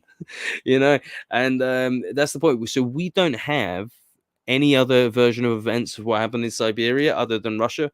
So this is like kind of where my research goes, is that like Russia essentially just walks over all this Scythian land, raids all the pyramids, all the tombs, the mounds and stuff, and then just goes, there's nothing. Finders keepers. I think that's Yeah, exactly. Yeah, exactly. Finders keepers. And that's the problem. So when I was talking before about the colonization, the reason is because I think Russia, size-wise, right, look at the size of Russia compared to every other country, aside from America. America's pretty big. But as even an then, Englishman, you must be jealous. Yeah. No, I'm very jealous. No, but I'm saying there is at least 3 countries there. And I think politically, Three decent Commonwealth size. no, there are 3 good countries there. Potentially. Yeah, but just think about what it would do to the world if Russia did have that breakaway right now. If Putin became the same problem that happens everywhere else. You break places up so you can divide and conquer. So if you I'm not saying do it to do it. I'm saying look what already happened. Like the rest of the world's been divided and conquered, right? So you know what would happen to Russia. It would be divided. So why do you think that Russia then doesn't want any of the history of like Siberia, right? So for example, I think it does. I think Russia's really interested in the Siberian history. Like but it's in. I gotta get you might be right. Let me hit you with this. I guess you're talking to some of my Russian friends, because like a lot of the Russian schools right now are pushing like Russo history because they want people. But how many talk about what happened before Kuchum Khan and the royal family of Cyber? A lot. That's what I'm saying. Yeah, but like the royal family of Sibirsky, the Sibirsky family, they were captured. So Kuchum Khan went blind and died in Kazakhstan, right? And his family were taken as prisoners back to Moscow, where they were paraded around the streets as like, these are your Tatar princesses of Siberia, right? And they were kept as basically museum pieces. I'm saying that what happens if those people start to rise up? Because in England, right, we already have the Welsh and the Scottish. They don't want to be part of the United Kingdom anymore. And look at the size of us, okay? The Welsh and the Scottish, because they're saying, why are we being controlled by London? Why are we being controlled by Anglo-Saxons, Germanic people that came over? Why are we even being controlled? Ireland even more. And I think that this is the reason that Tartaria in itself, the Chinese have got the exact same reason, because Chinese Tartary at the moment is part of China. But it's not China. China stops at the wall. So I think we have to like move past the idea of like ethno states. So like Russia isn't a Russo ethnic state, and it never was, and it never will be, and they're not trying to be, and Putin's not trying to ethnically cleanse like Russia to get rid of Siberians. It happened in the 17th century. There were smallpox epidemics that were caused by colonialism. That's completely true, but that's not Putin's agenda today. And China, however, I'm not going to be able to say the same thing. I don't think China's. I think China's agenda is to protect the ethnic diversity of China. Like, I'm not saying the same. Russia's trying to protect the ethnic diversity of Russia a lot more, but at the end of the day, China's not, right? And so, well, let's focus on China then. That's a good point. Let's focus on China. So if you go to the Chinese, the Uyghurs, right? Interestingly, the Uyghurs still call the Chinese Khitans. It's a derogatory term, because they're basically trying to say, you're not the real dudes. You're the Manji. You're the Manji. You're the Southern barbarians. Pretty interesting connecting to Catholic, because Kitai and Catholicism and like 100%. Khazars, Catholic sentiment from the Orthodox, like it's built into Russian culture and Chinese. It's in a Russian culture, but China isn't supposed to be a Han Chinese state, and it started out not a Han Chinese state. I'm not trying to say that Putin, by the way, is trying to exterminate the Siberians, not at all. But what I'm trying to say is that he does not want any kind of political uprising in his country that might question his rule. Because if Siberia, and you've got to remember, a lot of their military forces are made out of these people, right? They do not use the educated Muscovites of the cities of Russia to fight their wars. But that's not the problem with Siberia. See, so Siberia is a major issue, I would agree, but not because of Tartaria. Like Siberia, not because of ethnic Siberians. Like Siberia is an issue because of Stalin producing the Gulag Novosibirsk Oblast district, and Novosibirsk was where they sent the intellectuals during the 30s and 40s. So there's a huge diaspora from Moscow and from St. Petersburg and from parts of Russia, not by choice, which led to the development of not just a gulag, but an entire city. And there are a lot of left-leaning or Western inclined or people who had access because they were working in engineering in like small oblasts. They were access to Western theater and plays and literature and books and ideology, so they were always separate and apart from Russia. In the 60s and the 70s, they were allowed to be because they considered them amusing, and they were isolated. But now it's more dangerous because of the internet, in his opinion, in Russia's authoritarian opinion. I'm not necessarily agreeing with that, I think a different issue than history. Right? Yeah, maybe I should clarify them by saying, in my opinion, so just to put some context to everything, I genuinely don't believe that borders are a real thing anymore. I think we moved past borders a good 60 to 70 years ago. I think at the end of World War II, borders stopped existing, right? I reckon that borders at the moment are fantasies played out by the rich companies that control the entire world. So that's only true in places that have done it on purpose. So like Europe, that's kind of true, unless you go. I believe the whole world. I believe that every single. Have you been to Bosnia recently? Like, if you try to go to Bosnia, I haven't personally been to Bosnia. If you try to go to Bosnia, there's a line. Like, it's like a nightclub. Like, if you want to get in, you have to go through like security bouncers with machine guns, and like there are still borders to Bosnia. Yeah, to Bosnia.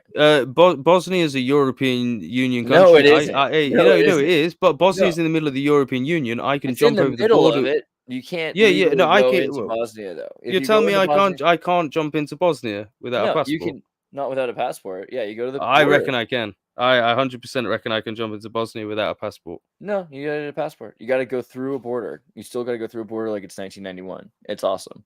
And Bosnia is a better country for it. Like any country that protects its borders knows what's going on in its country. Like, it's super safe in Bosnia. They don't have to worry about migrants coming through Bosnia. Like, not that that's the only problem that's happening in the rest of Europe either. But they're part of the Schengen region. So even like you show your passport, but as long as you're European Union citizen, you just have to show. Oh yeah, you're allowed. You can just walk through. You don't need a visa. Yeah. So sorry, I should have been a bit more similar with that. Yeah, you don't actually need. No, you still have to check in and check out the way. But that's normal. You have to do that No, with Britain. You have to do that with Britain. if I drove from France through the tunnel, I don't think I have to do that.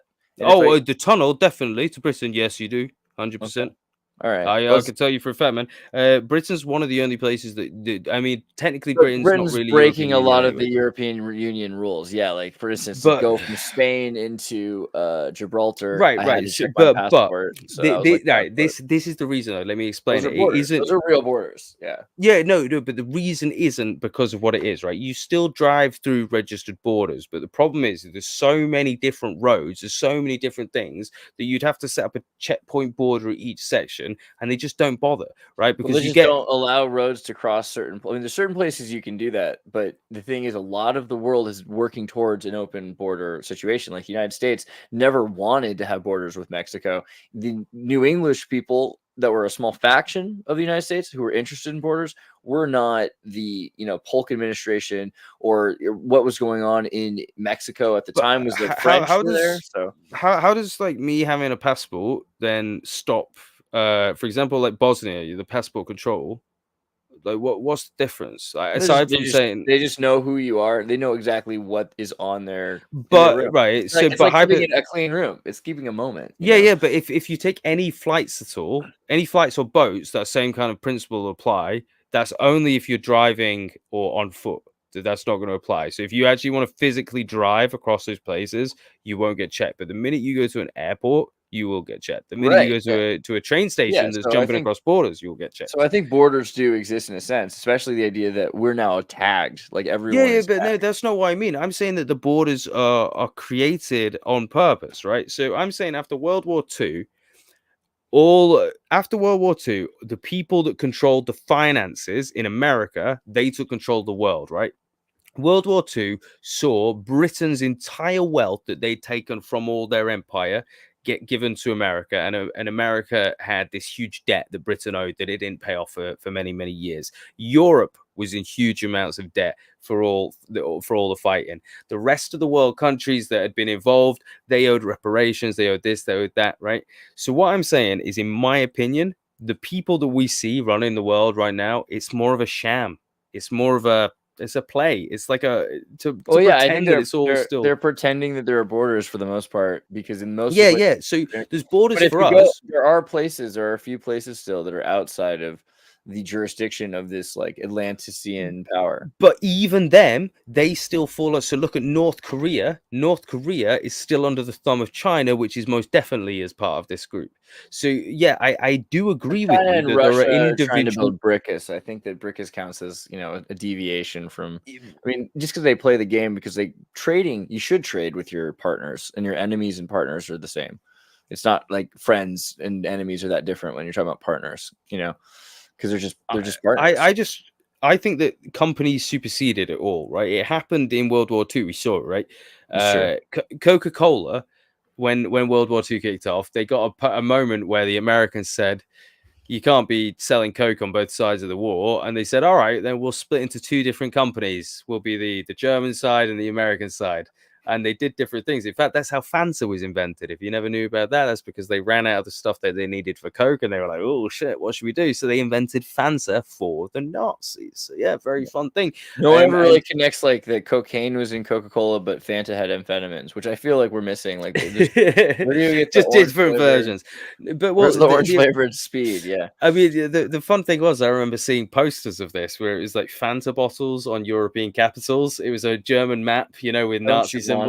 Yeah, and it's saying like, Fanta has captured London, Fanta has captured Paris, Fanta's captured this, and with the Nazi symbols. But the point I'm trying to make is that Fanta and Coca-Cola, after the war ended, they just came together, right? The manufacturers that we know were funding both sides of the war just come together. Okay, so the borders.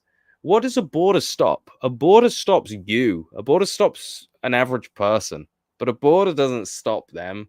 They've got passports from every country. I mean, Kim Jong-un, North Korean dictator, has a Brazilian passport so that he can travel undetected, because the Brazilians do a lot of trade with North Korea, and they were like, yeah, sure, have a Brazilian passport. You can think of that what you want. I'm not here to say whether it's good or whether it's bad. I'm saying think about it. because this man who's supposedly cut off from the world, Mr. fucking on his own, Mr. Sorry, We sorry should again. sympathize with him more. The fact that he got to spend so much time at Disneyland, you know, and like he went to a Dutch university, so he obviously. I was going to say, have you seen the picture of him in Sweden in school? Yeah, in high school, smoking a lot of pot in school. Well, that's what I'm saying. Yeah, this kid went to high school in Sweden. He had friends. It stands to reason if he smoked pot in high school, he still does. Did you see his Portuguese best friend? In North Korea, because hemp just grows on the streets and it's hard to get tobacco. They smoke pot in North Korea. No, Kim Jong-un's best friend was Portuguese. He was from this school. Have a look. It's like a weird story. Here we go. João Marcelo, the Portuguese friend of right, look up this link. If I just sent it to you. They smoked their first cigarettes together. This was his best friend. He's just a random Portuguese dude. Can you imagine getting a text from your like high school friend like, "Hey, just inherited a country. Would you like to visit?" Here's the picture. Okay. Yeah, so this is the dude. This is Kim Jong there in the middle. He's the only Chinese one. Well, not Chinese, Korean, bro. Sorry. I mean, they're technically the same. And the friend's right next to him. Is that the deal? I don't know if that's the dude, but I know that João Marcelo is. Dude, it's seriously, it feels like I grew up with him. You know what I mean? It feels like I went to this school. Like, I feel like I know him. Yeah, I totally do. Like when people are all upset, I'm like, come on, man, he's so relatable. Like he just seems. But yeah, no, for real, he actually had this Portuguese best friend that he was still messaging and being like, "Hey, Dad's not very well. Might be running the country soon." Can you actually imagine that? That's surreal. You're muted again, brother. It could be anybody. It could be anybody that could become the dictator. I think that's kind of the funny thing. Like, anyway, should we try and kill that stream? We're approaching the 3 hours. Yeah, I have another stream after this, ironically. So everybody get ready for Think Tank in a little bit. But let me also show them where they can get your content. Let me pull up Ancient Historia. What time are you starting Think Tank? Because I might watch it as I fall asleep. About 45 minutes from now. Cool. Is that with Raphael? No, tomorrow is Wednesday. No, yeah, Wednesday Ultra, but before that, it's Neuropa. So if you want it, you can also hit me up. We're probably going to do a Neuropa thing around earlier than this, but... Yeah, we could do a Neuropa at some point, because I want to see Raphael. Not spoken to him in a while. Sweet. Yeah, everyone check out Ancient Historia. You can go to youtube.com/Ancient Historia to see his videos. He has amazing content with lots of views. Some of them, like the Great Wall of Tartaria, which is, we talked a bit about that. You can explore more of that concept. Also, He's very British, so he knows a lot about history and British conspiracies. You know what? These videos here, these are great. These were with an author called Robert Shaw, who is the author of a book called Architecture of Power. So I got a good 3 hours of interviewing with him that I cut into some smaller clips that you can watch, or you can watch the full interviews if you just want to watch the whole thing. And he goes into so much, like the beginning of Freemasonry, how London's churches were built by a guy called Hawksmoor to resemble the Eye of Thoth, or Eye of Horus, as we know. But Thoth was the one that they all based it on. How London, the Great Fire, was a conspiracy to rebuild the place in Baroque architecture and burn it all down. How the plague itself might have been a conspiracy brought over by a guy called Christopher Wren and his team to burn London and cause havoc for London, that kind of thing. So there's so much to go and view on there. He's a great author. He's got a great book, and he was a really good interview.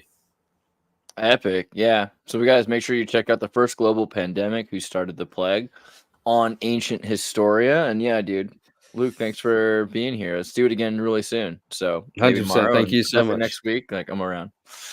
Cheers, man. It won't be like 6 months from now. It'll be like it might be, guys. It might be 6 months. We could also do it in 6 months, but we'll do it sooner. Okay. Yeah, hopefully. So I'll catch you guys later. And I was about to say catch you guys on the next episode of Ancient Historia. That's how ingrained it is in my head. I was about. Well, you probably will. Guys, close your please show. Do catch him on the next episode of Ancient Historia. Yeah, no, please do, and catch Andreas on the next episode of whatever he called this. Whatever this is Uber meme.